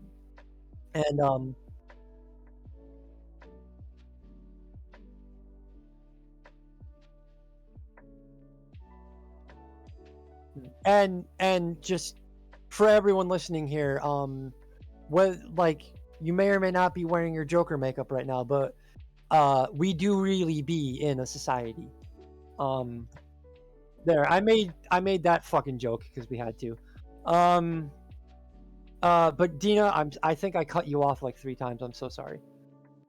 Well, you just with what you were just talking about, and all the things of like, I forget how you worded it, but I'm just kind of plain old, like, I guess as it's called now, cisgendered female, heterosexual female. And the weird thing is when, I just want to say this because I'm not sitting here. I promise you, I'm not butthurt. I just want to let you know, like, how do I word it? See, I'm just going to sound butthurt no matter how I say it, but it's a little weird when people say, you saying this makes me feel other than, when there are a lot of things happening with people like myself, like for the longest time, people saying, oh, well, you're a cis female, like, or just people saying that, I'm like, the fuck, I'm just a female. Yes. Like, I don't get this, you know. And it's like that to me, it's like, I feel like sometimes when some people do it, not all people, but when some people do it and they're just like blah blah blah, whatever term they want to use at the time, and it's like, but don't you other me, and it's like, but you literally just did that to me. Like, Yeah. not that I want to fight back. I don't. If somebody went, oh, you're just a cisgendered female, I'm not going to look at them and go, yeah, well, you're a trans female. Do you know what I mean? It's like there's no point. We had this discussion last night, and one of the things that again, like, my brain was melting. I had not slept. I was like starting to feel hungover already. So I've missed a bunch of important talking points that, like, I'll bring up now, because I am in your corner, Dina. And I think not to say it's like oh, you dumb idiot, let me say this the right way for you, but like, as a trans woman, I think I have a few more words that like I know in my like trans lexicon or whatever, that I think will better explain the way you feel. And if I'm wrong, please let me know. So when people say things like you're a cis woman, you're cisgendered, or you they should only like these are like medical type terms. They should only be used in the context of a discussion where it's relevant. I as a trans woman and you as a cis woman, we should just be called women, unless we're specifically talking about something that is a difference between the two of us. Right. So it's like Dina is a cis woman. Therefore, Dina's experience as a woman is that I don't want to say stuff that might make... There's nothing gross about it. It's a natural part. Like, Dina can menstruate. I as a trans woman cannot menstruate. Let me tell you, as a woman who can, you're not missing anything. Let me tell you, as a woman who can't, I'm not jealous. Exactly. I would be like, why you would be jealous of cramps and like gross stuff would be beyond me. I'm not saying that you are. Yeah. Girl, I feel for you. And some people think it's weird that like trans women carry tampons. That's a twofold thing. This is a quick tangent, but I'm going to get right back to the thing. When you see a trans woman carrying tampons, that's for cis women. That is because it is at least my understanding. I don't have a friend group that's like this currently. But it is my understanding that often cisgendered women will ask each other, even two women that don't know each other, because as women, this is an experience they share. Hey, do you have a tampon? Because an unexpected situation happened, and it's an empathetic thing where it's like, I know you don't know me, but we both know what this is like. Do you have one? Right. So yeah. Honestly, everyone, even men, should like shove some in. Well, maybe don't shove them in your wallet; they may not work. But like, men should carry purses, and they should carry tampons in those purses. You can shove them in the gunshot wound. Yeah. But the other reason that people do it. The other reason that some people do it, and I understand that some people feel weird about this, particularly because unfortunately, it was one of the talking points that individuals like Blair White like to harp on, to paint someone as a weirdo. When the whole Jessica Yaniv thing was popping off, she fetishized menstruation, which. Listen, if that's your fetish, I'm not here to kink shame, but you have to understand that when you're that overt and open about it, you're going to put people off, especially cisgendered women who don't quite understand the transgender experience. And And also, as a fellow trans woman to Jessica Yini, the verdict is out whether or not I feel she was co-opting a trans identity or not. That's not a discussion for today. But it With me, some trans women do it as a validation thing. Like they know they can't use them. They know they don't get any like practical use that like a cisgendered woman would get out of them. But they carry them with them in their purse for the experience of like rummaging through their purse and seeing them there, because that's a feminizing like It's thing for them. Like to them in their own mind, it casually validates them as a woman. It's like yeah, it's a good for every look they get from a random fucking dickhead on the bus that's like eyeing them up, that's clearly clocking them as a trans woman and is like looking at them like, you know, obviously looking them up and down like they're a freak.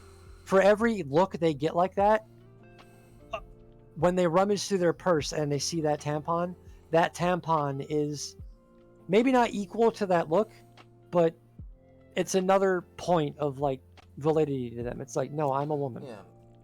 I'm a woman. Fuck that guy. I'm a woman. And these are the kind of discussions where like this discussion about the tampon situation between trans and cis women is the kind of situation where I believe it's necessary to delineate trans and cis. In casual conversation between a cisgendered woman and a trans woman, there's no need. Just call each other women. And I feel like some people do it just to like put a point on it unnecessarily.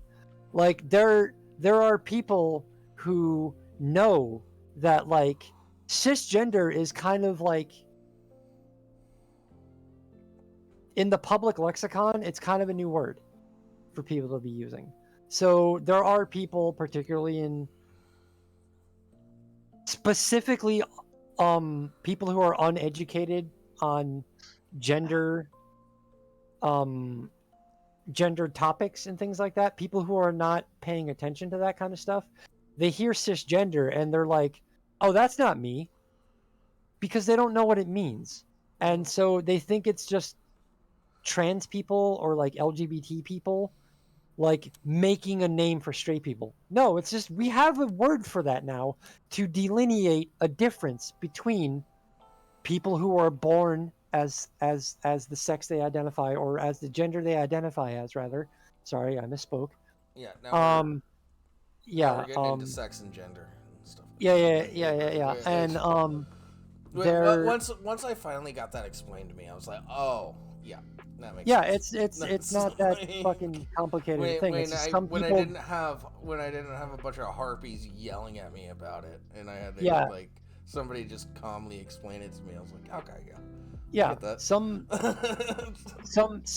people like the fact that you don't know a thing, because that's their opportunity to call you an ignorant bigot, instead of being like, hey, you don't know this thing.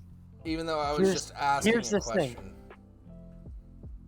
I got a lot of, how the fuck do you not know about this? And I was like, because it hasn't been explained to me. Like, show me something. Like, point me in the right direction. And then that's also where we run into the it's not my job to educate you shit, which I staunchly disagree with. It's not your job to educate, but it is just point me in the right direction. Point in the right direction at least. Yeah, it's like, if you are going to engage someone, if you're going to call someone out for lacking knowledge on something, it is absolutely your obligation to educate them, because you're the one that made a big deal about them not knowing. And if you're that upset about them not knowing, then you should take the onus upon yourself to be like, well, this is a teaching opportunity. Yeah. And if you're not willing to do that, you should shut the fuck up, because you're just engaging in outrage politics. Yeah. And you're not helping. at the bare minimum, send them a link. Yeah.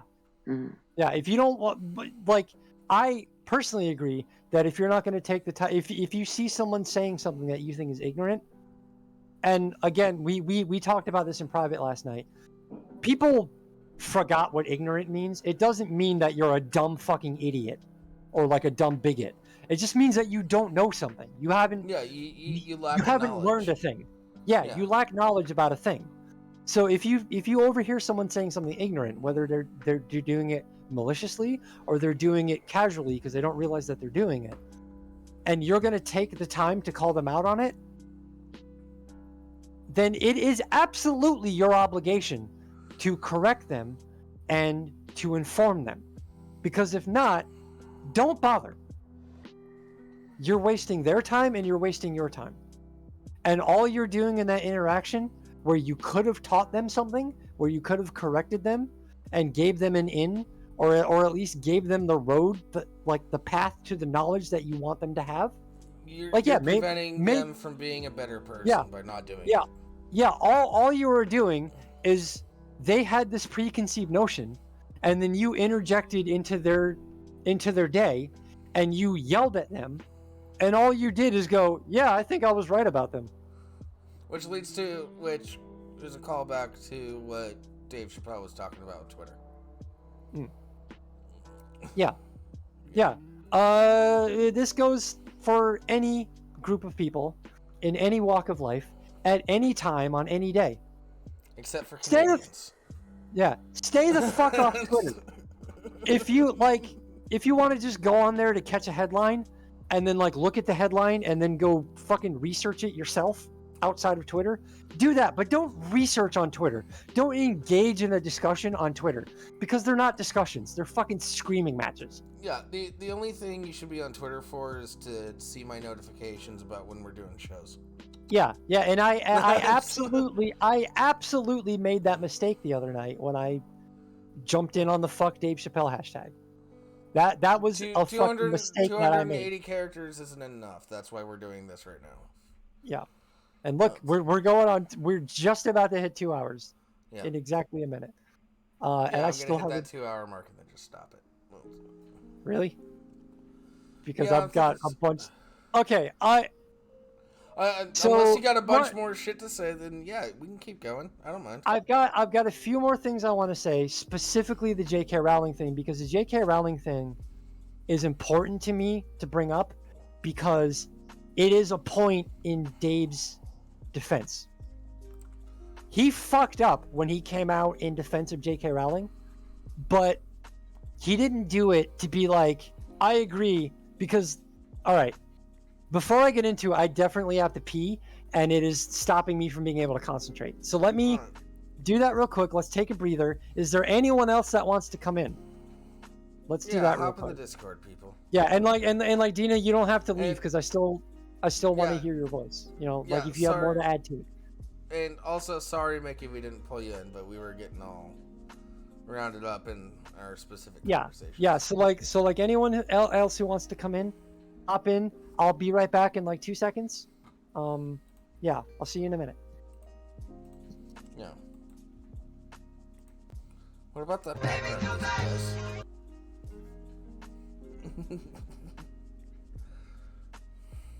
Enjoying the background music, everybody?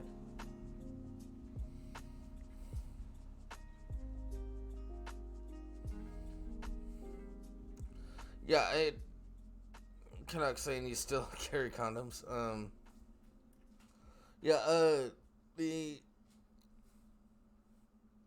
I think every man should carry tampons and every woman should carry condoms. And vice versa. But, be prepared. I was a Cub Scout once. I built a tree house and a nice little birdhouse. Did you have condoms and tampons in your treehouse? No, but I used to stash my cigarettes in it. Oh my god. Okay. Yeah, sorry for being quiet. My sister was here visiting with my mom, and I just went and told her she's leaving, so I went to give her a hug and stuff. Yeah. So, and I needed a potty break.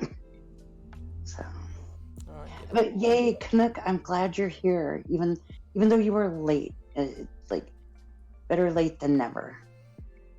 Which is really, you know what, how it should be with this conversation.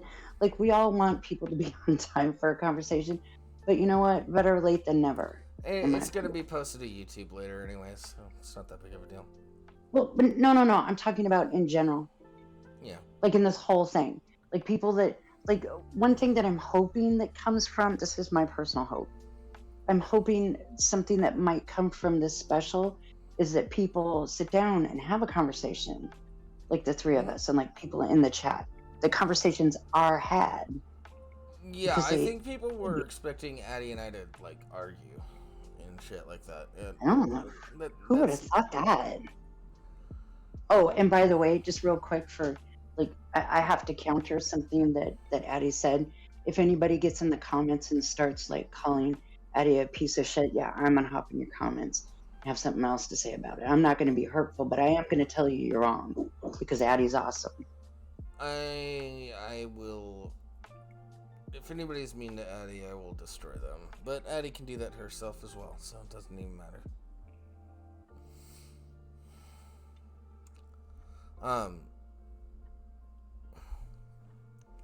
See, the problem is I have all this pent up rage. And I don't like to make fun of people, but just don't try it. That's all I have to say about that. I can get very mean when I'm not being recorded.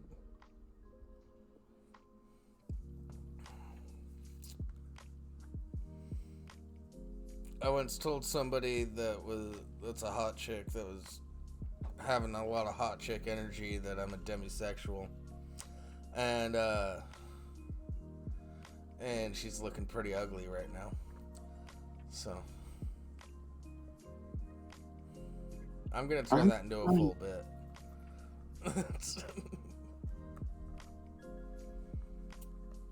Yeah.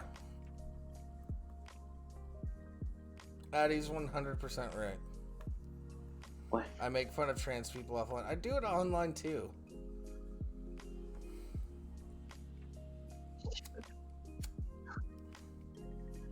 I also say Alaskans are just cold Texans. Shut it.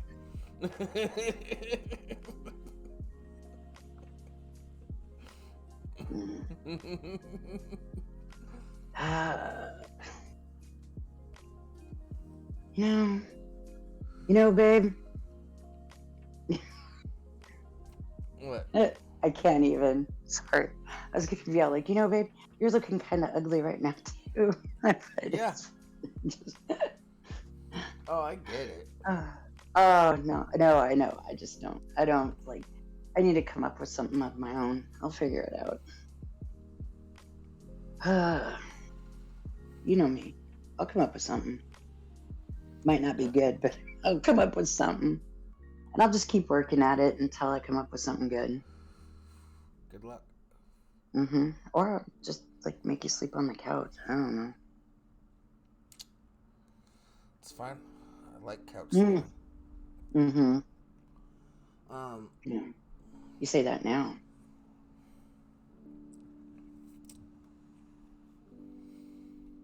Are you prepared for a cold shoulder from a quote unquote cold Texan?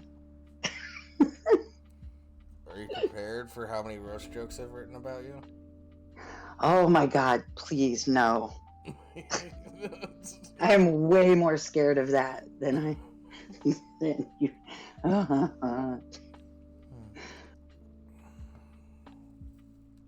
Oh God. Oh, now I'm scared to even know how many.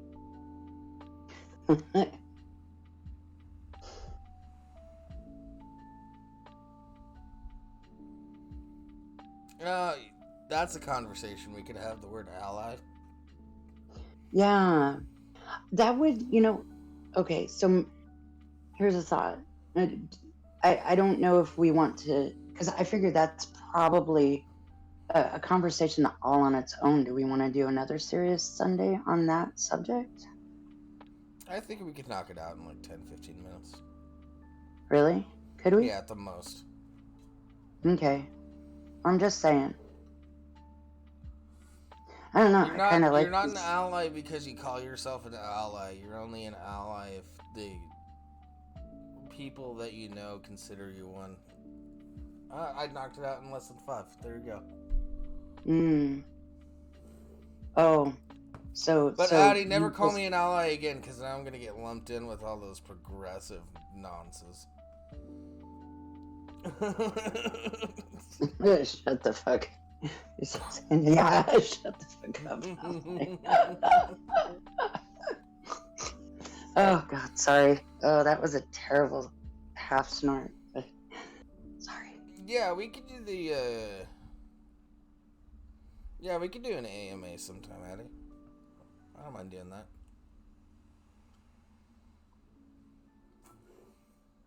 Oh, that okay. I didn't actually hear why Addie was like taking a break, but I'm jealous right now. I wish I had pizza. God dang it! Now I really want pizza for dinner. Yeah, I was thinking about closing it out, but Addie wanted to talk about J.K. Rowling, so. Yeah, Um, I do kind of want to. I kind of want to talk about that, but I can only talk about it to a certain extent because I was reading the thing, um, um, and I didn't get all the way through it. honestly, I just skimmed it. But I trust Addie to not misrepresent that, because I think I read it a couple years ago. This is what I thought when I was skimming through it. I mean, I do think there is an interesting point in it in the beginning that Yes. I think you know which one I'm talking about. I don't want to get into it until Addie is back because Yeah, Addie, swallow, bitch. oh damn.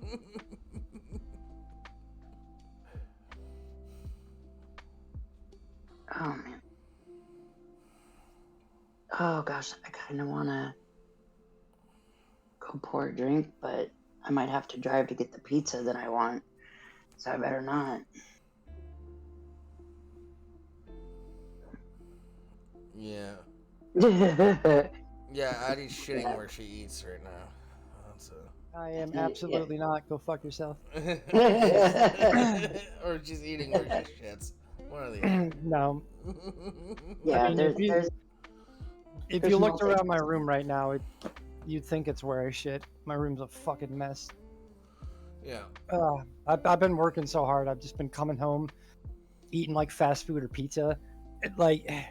It really is like when you watch like fucking like stereotypes about gamers and shit. When there's like soda cans and beer cans and fast food containers, it's literally like that right now. Yeah, It's that's what it's my about a entire week of that. apartment's like right now. So that's... I need to clean up before I start getting ants and flies and shit. Yeah. Sorry for the hold up, everyone. I've literally only eaten potato chips before the stream today because my stomach has been quite upset because of being hungover. Oh God, pardon. I'm finally feeling okay, and like I was starting to get lightheaded because I hadn't eaten, so I just slammed a couple slices of pizza. You didn't have to slam him, Addie. We would have let you eat like a normal person. I know, but when it we came are to alive, the and it's pizza, like, Addie asked smash or pass and chose smash. yeah.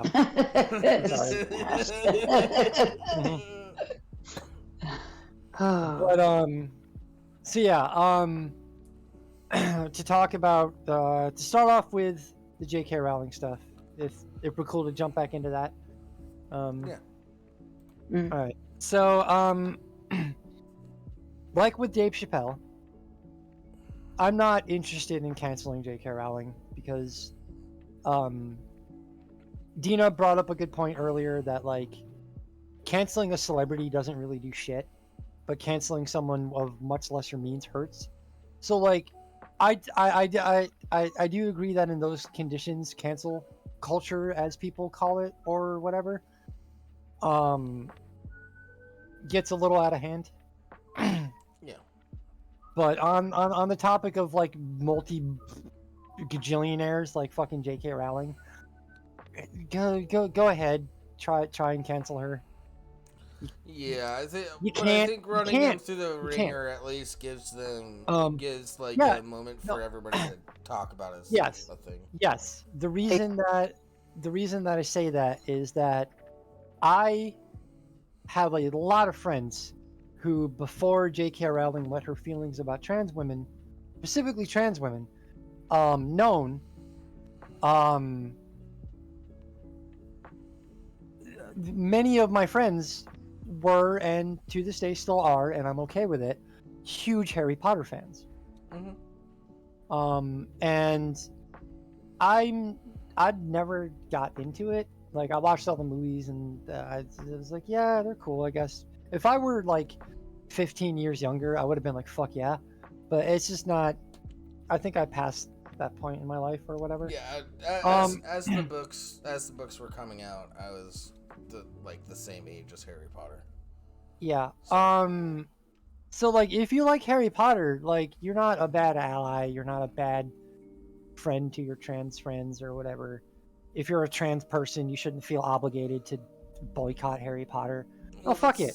I'm actually very, like, my heart is warm the way that the LGBT community came out after all that info came out that she like outed herself as a TERF and made a fucking TERF manifesto that got an award. That the Harry Potter fans and like the LGBT members of the Harry Potter fandom were like, yeah, you're a bitch, J.K. Rowling, but you made this creation and it's so beloved and so great that it stands on its own. It's the perfect example of separating the art from the artist. It is one of the best examples of our time of separating the art from the artist. Oh, but Addie, you were able to separate the art from the artist, but you don't like the phrase "hate the sin, not the sinner." Yeah, well, nuance sucks, and it's not always comfortable, and sometimes you're a hypocrite whether you like it or not. As long as you can justify it, I don't really give a shit. Fucking sue me. I'm having a human experience. Addie, That's not a little crass. I'm sorry for that. No, it was that's perfect. fine. That's perfect. That was perfect. Yeah. But what did you say? Like the cry.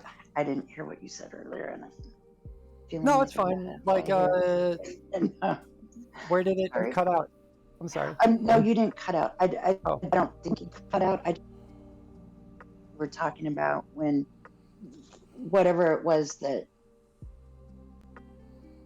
where you were talking about separating art from the artist, and then you said but, and I think you were referring to something. I really don't like the phrase "hate the sin, not the sinner." Oh yeah, okay. Because it's for very personal reasons. Because for me, I come from a very Italian, very Catholic family, and when I originally, before I realized I was trans, for most of my life, I identified as a gay man, and when I came out as gay to my extended family, they wanted to like help me by like helping me like pray the gay away, and you know like if you like dive into faith and you like read your Bible, you can overcome this like something befell me, like oh no, you got the gay, but don't worry, God is in your corner. And it's like no, none of that. And I'm not here to disparage Christianity, whatever gets you through life. I'm not here to belittle or shit on your faith, but Christianity was very much used like a 2x4 to beat me over the head, by the people who were supposed to support me the most, in a very scary time of my life. And yeah, so I am on board with separating art from artist to a degree. I have a hard line when it comes to things like that. And it's not always black and white, but pretty fucking clear in my mind. And I don't want to get into specific examples, but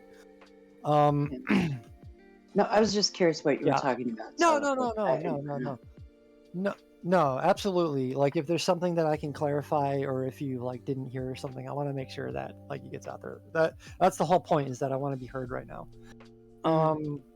Everyone, listen to me. I'm the most important. No. That's the best stories. But so anyway, yeah, I'm not. This isn't to cancel. Don't fucking go ahead, and if you want to cancel J.K. Rowling, go ahead and try. Good luck, because she's fucking Teflon.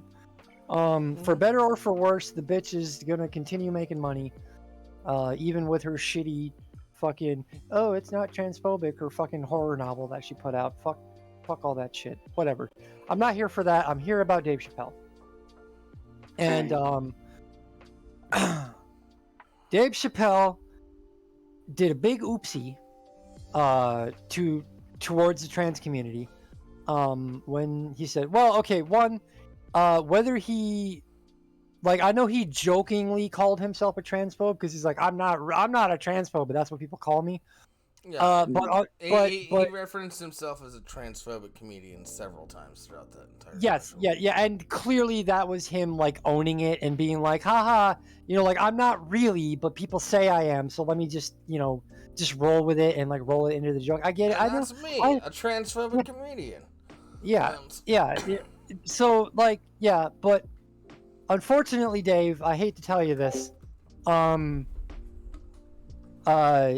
siding with J.K. Rowling's very surface level misunderstanding of gender is a transphobic talking point. So whereas I don't believe you are somebody who hates trans people, like, the unfortunate reality is that when you say gender is a fact, which is a nonsense statement, but what you're trying to say is that you cannot change who you are by putting on a dress and makeup, you're wrong. And I know you don't mean it from a place of hate, but it is a hurtful thing to say that is also incorrect. I don't think that's what he was saying. This is one of those situations where people are conflating sex with gender, and I think that's what was going on. Yes. And like I said, it's J.K. Rowling's surface level misunderstanding of gender. Yeah. So jumping on that bandwagon, one, I don't know why you did it.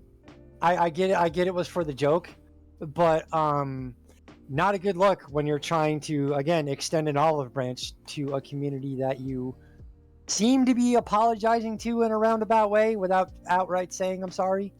Which, again, I'm not calling or demanding or expecting an apology. I'm just saying it seemed like you were trying to meet in the middle somewhere. And if that's what you're trying to do, you basically just pushed yourself a mile away when you did that. Not a good look. Not a good look. Especially with the following statement that you made immediately after that, when you said, I am Team Turf. Because Dave, and I know you're not listening to this. Not that you think you're better than me. No. Again, Dave Chappelle was totally listening to this. What the fuck are you talking but about? like, we're nobody, and we don't have the reach to reach someone like Dave Chappelle. No, Dave. But okay, so okay, Dave Chappelle's real screen name is Ergata. Yeah. Okay. That's Dave Chappelle. Okay. Yeah, he's totally listening to this right now. Okay, I'm lost, but like I'm desperately trying to keep my attention on the point I'm making. So okay, sorry. I hope someone out there laughed because I didn't get it. Sorry. Anyway, Dave made a mega hyper cataclysmic level oopsie when he said I'm Team Turf.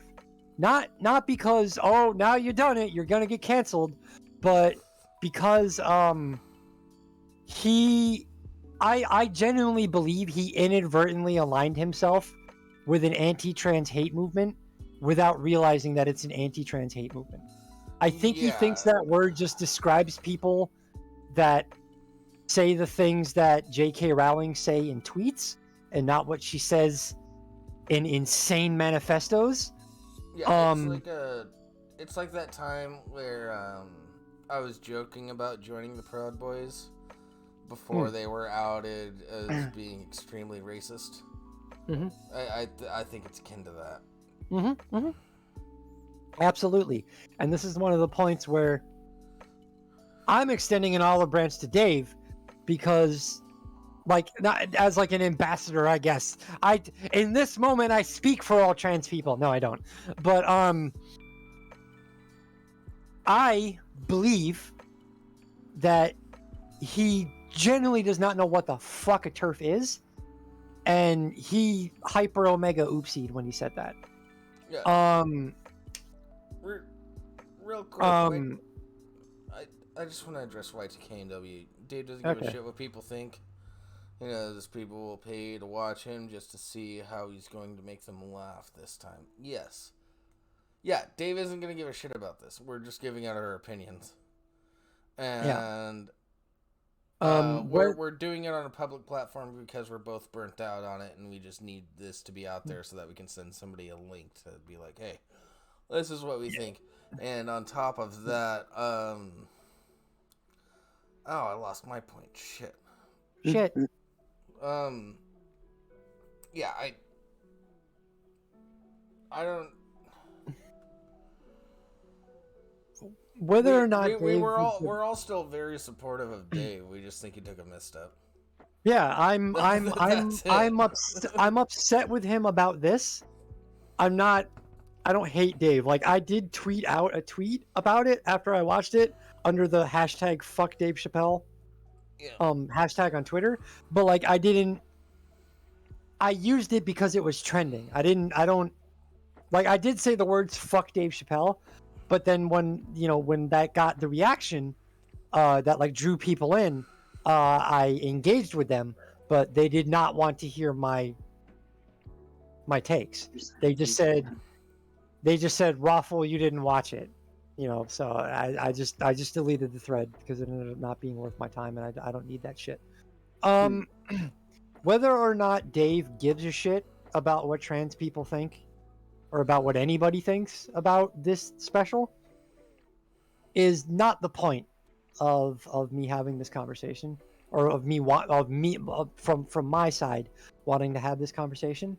The point is that what I think he doesn't realize he did is he just inadvertently gave a whole lot of like validity. He accidentally validated a whole bunch of transphobic talking points. And he like brushed off the impact that they have on people by saying they're just jokes, and every other community I've made jokes about didn't come after me as hard as the LGBT community did. So I don't understand. And I guess because they don't get it, I'm just not going to make jokes until we're all on the same page. Which I'm still a little contentious about that. I'm still not happy with the way he signed off. But I still don't think that he's a hateful bigot, and I think this was just a huge misstep. I don't want the dude's career to end. I don't want everyone to hate him. He fucked up, and he honestly, he's had a point in his career. I wouldn't mind if he just faded into obscurity, and we I could mean, appreciate the things that he's fair enough. created. I mean, fair enough. It's like when you have a band that's been around for 40 years, and each new album kind of sucks more and more, and you're like, guys, I don't want to remember you like this, I get it. I get it. Like I said earlier, like Dave Chappelle right now is akin to showing somebody that has never seen any of George Carlin, or heard any of George Carlin's work, and then showing them his latest special. Yeah. So that's the J.K. Rowling part, at least my part of it. I see Canuck in the waiting room, so I want to get his like voice in here. Yeah, I'm curious. What's up? Hey, bud. Our resident iceback. Shit. You're being problematic, Jables. I know. I can take a joke, see? I'm always problematic, but that's why I have these deep discussions with friends of mine. So Listen, Canadians as a community are having a hard time right now, so maybe read the room, please. yeah, they It's got all true. that free health care and shit like that. Yeah. It's real rough for them. Well, the And wait times are so no. long. Well, winter is No, coming it- up. They're about to experience the most adversity that they ever It's do true. every year. I don't know. I think Alaskans have it harder than the Canadians. Oh boy. Ding, ding, ding. All Fight. right, you cold Texan. Yeah, fuck you. That is exactly why we are having a harder time, because of people like you. Yeah. People like you using your platform to spread harmful misinformation.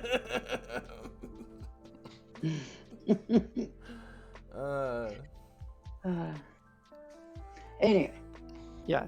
Hi, Quinn. What's hi, up? Hi. How you doing? Also, as another point to YTK&W, people specifically asked that Addie and I do this because Yeah, it's, we had decided we it's didn't want to, but then a couple people were like, "No, it'd be a good idea if you did," and we were like, Yeah, all right. Because We do as, see the merit. like trans person and super comedy fan should Yeah. discuss this. Yeah, I think Yeah. it was a good discussion to have. Good And- conversation. and it really hit home today when I tried to say something to Jables about this. And he's like, no, save it for the show. I realize we're going to do this, and it is not a conversation I want to have for like weeks on. And I'm Yeah. like, okay, fine. Because I'm already getting burnt out on it. I will not talk about this again. If you ask me about this ever Yeah. again, I will link you to this video that will be on YouTube. Yep, and then you can I'm come back to burnt my out. Twitter where I just like retweet, where I just retweet like big titty bondage for furry porn, and you Yes. can like yell at me about my political stances. It's fine. But- It's fine, But the artistry on what you retweet is so good. right? I love It's, Addie's like, Twitter. so pretty. People want to Thank write it you. off because it's got like cum and big dicks and shit in it, but it's beautiful. It actually is beautiful. It is Yeah. legitimate art. Stop delegitimizing not safe for work artists. They are artists. Mhm. Anyway, god damn it. Actually, there is some Canuck, truth to that. How the fuck is you? Anyways, Addie, I'm good. Okay, so yeah, like, what's up? Not much. Spotlight's Not on you, much. bud. Spotlight's on me. No, you know what? I missed a good portion of the beginning of this stream, but That's I okay. mean, I know we've had this conversation offline, and I'm glad that everybody's kind of on the same page. Hmm. So, or No. like mostly on the same page. So I don't really have anything to contribute to that. Then why the fuck are you here? No, I'm just kidding. He just wants to be. No, but seriously he just though, why wants the to fuck be are part of you? it. Oh my god, so mean. Because I love you guys. All right, Yeah. that's fair. Well, thanks for coming out. Appreciate it. You I know guess what- we you know could. what's- Yeah, Addie and I have disagreements about Dave Chappelle's intent, but it's Hmm Yeah, and mine does come with a bias because I am a part. Well, okay, so I guess the last like heavy, serious thing that I want to say, like my closer, is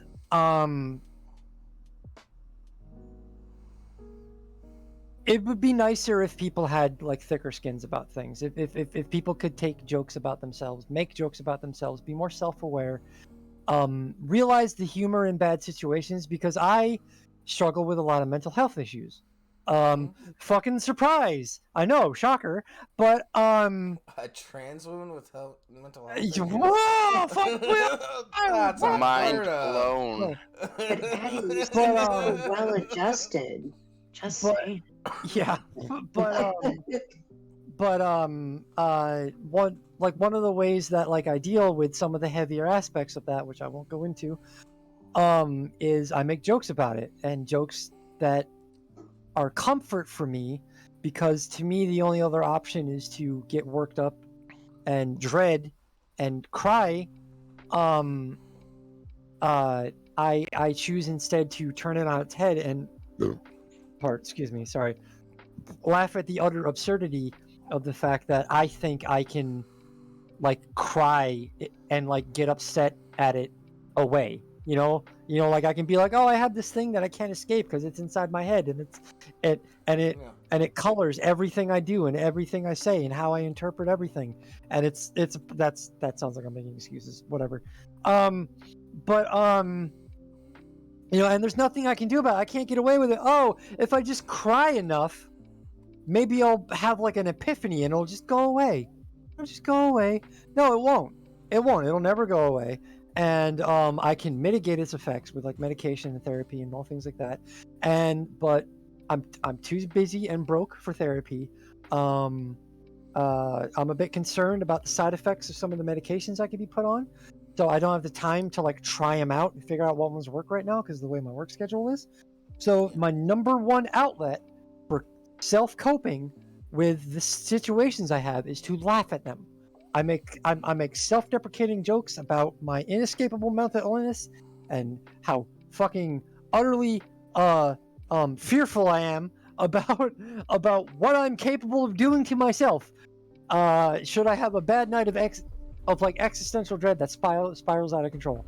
So I think we could all do with like finding that about ourselves and like being able to look at ourselves through someone else's eyes and see the observations they meet. And when they call out something that looks a little bit absurd, a little bit absurd to them because they may not have the same experience we have, they don't have the same perspective that we have, they haven't been informed about something. If they're like, yo, this seems weird, and they make a joke about it, instead of being like, hey, don't make a joke about that because it's really important to me. Well, you can do that. I'm not here to police either people making jokes or people reacting to jokes, but don't try to knee-jerk less and try to be like, all right, I didn't find it funny because of whatever reason, but I can see the humor in it, and I can see to someone who doesn't have my experience how that would seem kind of absurd and how it would be the good premise for a joke. I get it. Now, the reason that I say I can take a joke and I've got a thick skin, but a bunch of what Dave Chappelle said in this special, which I've heard other people who are not trans say it just wasn't that funny as well. The reason that some of the things he said to me, like when he was dressing down that trans woman, or when he was like yelling at that trans woman's mom and was like I should have said that your son is very beautiful or something like that. The reason that hurt me and I didn't find it funny is like normally maybe I would have, but I am a closeted trans person in my day-to-day life. Lots of trans people would tell me that I am a transgender and that I am not performing my gender identity enough to be considered trans. But I live in a very conservative, very not good neighborhood. And if I went out, I'm super clockable. I'm not super passable, which is a term I hate, but it is a thing we need to discuss. Not right now, but for like another time. So like if I go out in public as presenting as a woman, I will get called out as a trans woman. People will mock me. People might very well attack me. I do not live in a very progressive area. I live in a very dangerous area. I live in a very dangerous area for women in general. Addie, No, I just want to say, I've seen pictures. You're passable. You could be passable at least. Like you've taken. I've seen pictures of you as you're presenting as male and stuff like that. But you definitely have the potential to be passable. So. Thank you for that compliment. I appreciate you, Jables. I don't know if that was off the mark or anything. No, it's not. It's not. But to my point, I'm not, at least to me, and I've gotten enough stares when I have gone out in dress with the accompaniment of friends, so I'd feel safe. I've gotten enough stares, and not like curious stares, like malicious stares, that I know I'm not safe. I know that I'm clockable enough that I'm not safe. And so when I hear Dave Chappelle tell a joke where the basis of it is how masculine a jawline is, or how prominent an Adam's apple is, or how big a person's knuckles are, or how hairy or like stubbly an arm is, or something like that.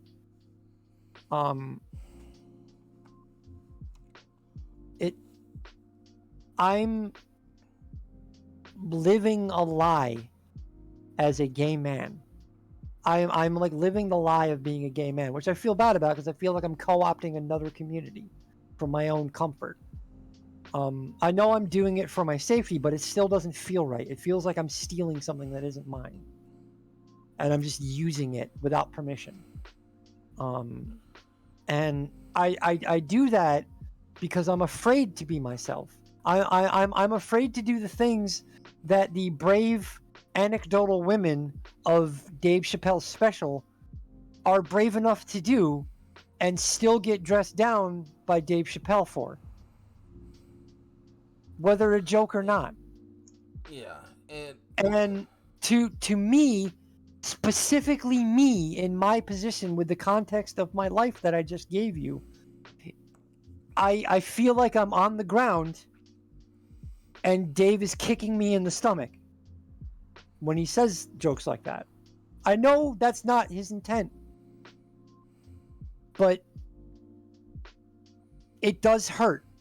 I can take a joke, but right now I feel vulnerable, and it's not Dave's responsibility to like check in with every trans person before he makes a joke. Hey, are you doing okay? If I tell this joke about man jaws, are you going to be upset? No, fucking tell your joke, man. But that's shit like that. I'm not the only person having that kind of experience. I'm sure of it. Mm-hmm. So when a bunch of trans people get upset with you for your jokes, just understand that it's probably coming from somewhere like that, man.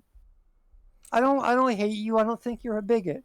Yeah. But just hear me out, man. And I'm sorry people are like misinterpreting your jokes, and I'm sorry that people are painting you like this hateful, evil person. I would stand up for you as well. I would have done this. I would have been right next to Daphne if I knew that was happening. Yeah. I'm sorry that happened to you, and I'm sorry that happened to her. But just that's where I'm coming from, man, and that's why I wanted to have this conversation. Yeah. And that's really all I gotta say. On the comedy side of things, like that one joke I told you that I've been working on. Mm-hmm.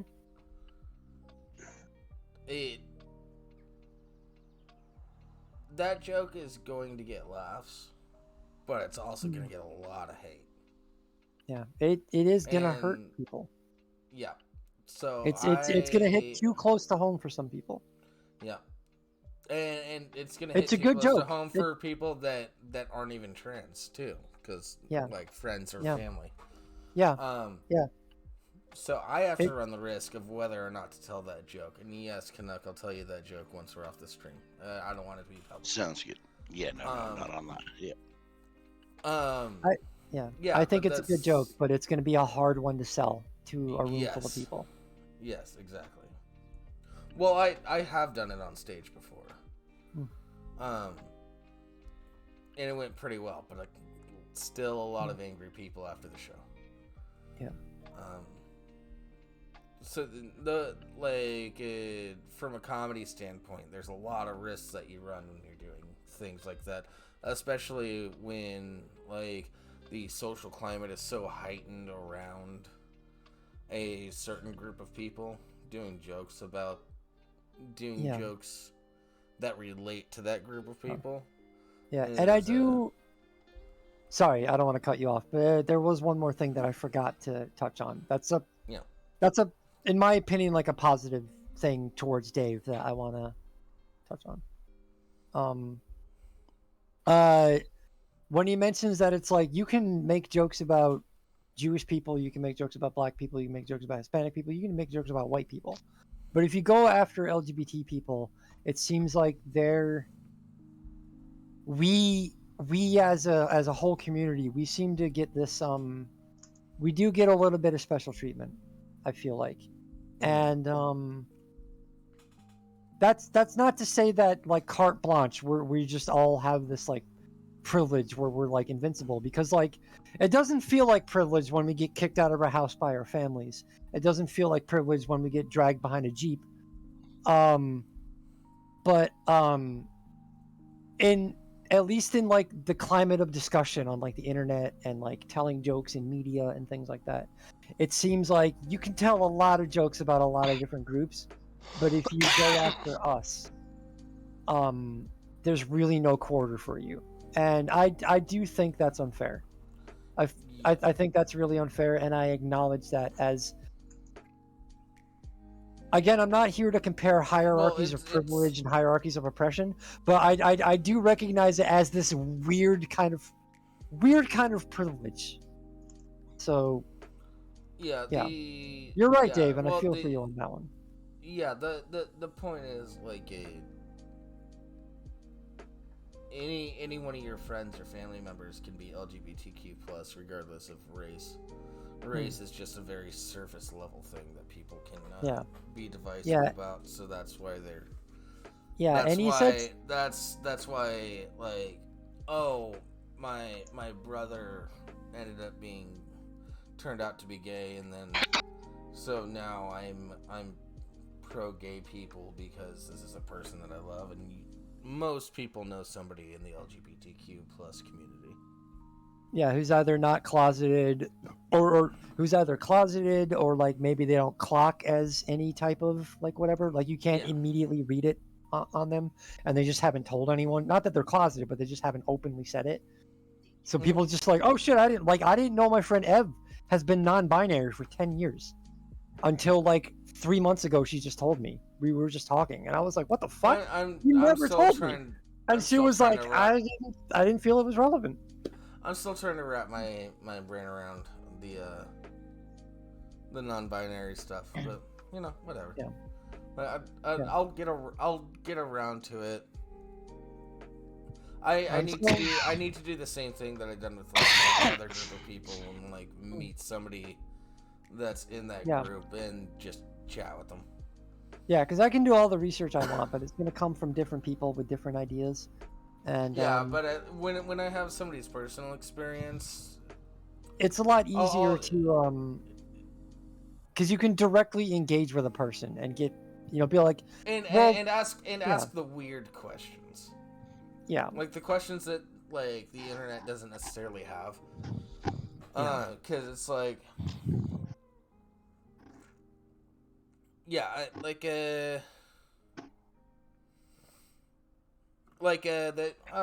what we talked about earlier, trans women carrying tampons. I wouldn't have known about that if I hadn't talked to you. Yeah. Amazing how which is a very curious thing. Yeah. Amazing how to really figure out what the human experience behind something is to actually talk to a human experiencing it. Yeah. And text will never replace that. I mean, you can get an idea, but to really discover the depth of it, you need to talk to someone dealing with it. Yeah. I don't mean dealing with it, but like a person in that group, or a person going through that. Sorry. Yeah. Go ahead. I'm done. Oh no, sorry.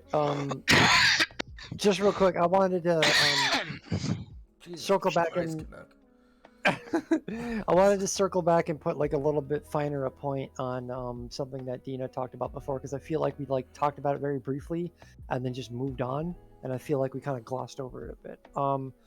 The whole again, I want this is me as a trans woman pleading, I think, and also pleading alongside a cisgendered woman, saying, can we use terms like cisgender and transgender in their contexts? If you're just talking to a trans woman, just refer to her as a woman. If you're talking to a cisgender woman, just refer to her as a woman. Because something I haven't mentioned yet that like we were talking about last night is that a thing that like pushes a lot of people toward, like, one of the main talking points of TERF ideology is that they feel like they're being replaced. They feel like trans women are invading women's spaces and pushing cisgender women out. And that they're like, no, we're women. We're what it means for you. And whatever you thought was a woman is not. No, that's not the case. We are, just like there are white women, black women, Asian women, Hispanic women, tall women, short women. There are also trans women. We are another kind of woman. That's it. We're not woman 2.0. We're not like a better kind of woman. We're just another kind of woman. I disagree. Definitely. Okay. I mean, sure. Trans women are super fun to hang out with. Thank you for saying so. But yeah, I just the more that you, but like I just don't want to lose this point. Thank you for that though. But the more that you and a lot of people don't do it maliciously, but some people do, just to push buttons. The more that you casually use cisgender and transgender and like trans woman and cis woman in like casual conversation where it's not necessary. These are like medicalized terms. These are like terms used within context. You don't need to use them in everyday speech. So like even if you have a trans friend and like you're like talking about them to somebody else, unless it's super necessary for the conversation, don't even mention that they're trans. Just say, my friend Addie, she's blah blah blah, whatever. Yeah, she's a woman. My friend Dina, she's a woman. I'll be talking about doing this stream later when I go out to like grab some pizza. Be talking about it with some friends of mine. So I'm going to refer to you as trans because it's relevant to the conversation. Yeah. Because the subject matter of what we talked about, it's important that they know that it's this person that has this experience having a discussion with me about this whole thing about trans jokes. Yeah, I am a trans woman. I identify as a woman. But you're just a woman. Yeah. That's it. And honestly, let's close the show out with that. Okay, So stop needlessly referring to cisgender women as cisgender, and the same with transgender and all other stuff. We're just women, unless it's specifically relevant to the conversation. Don't add the extra suffix. We're just women. Yeah, because that is really annoying.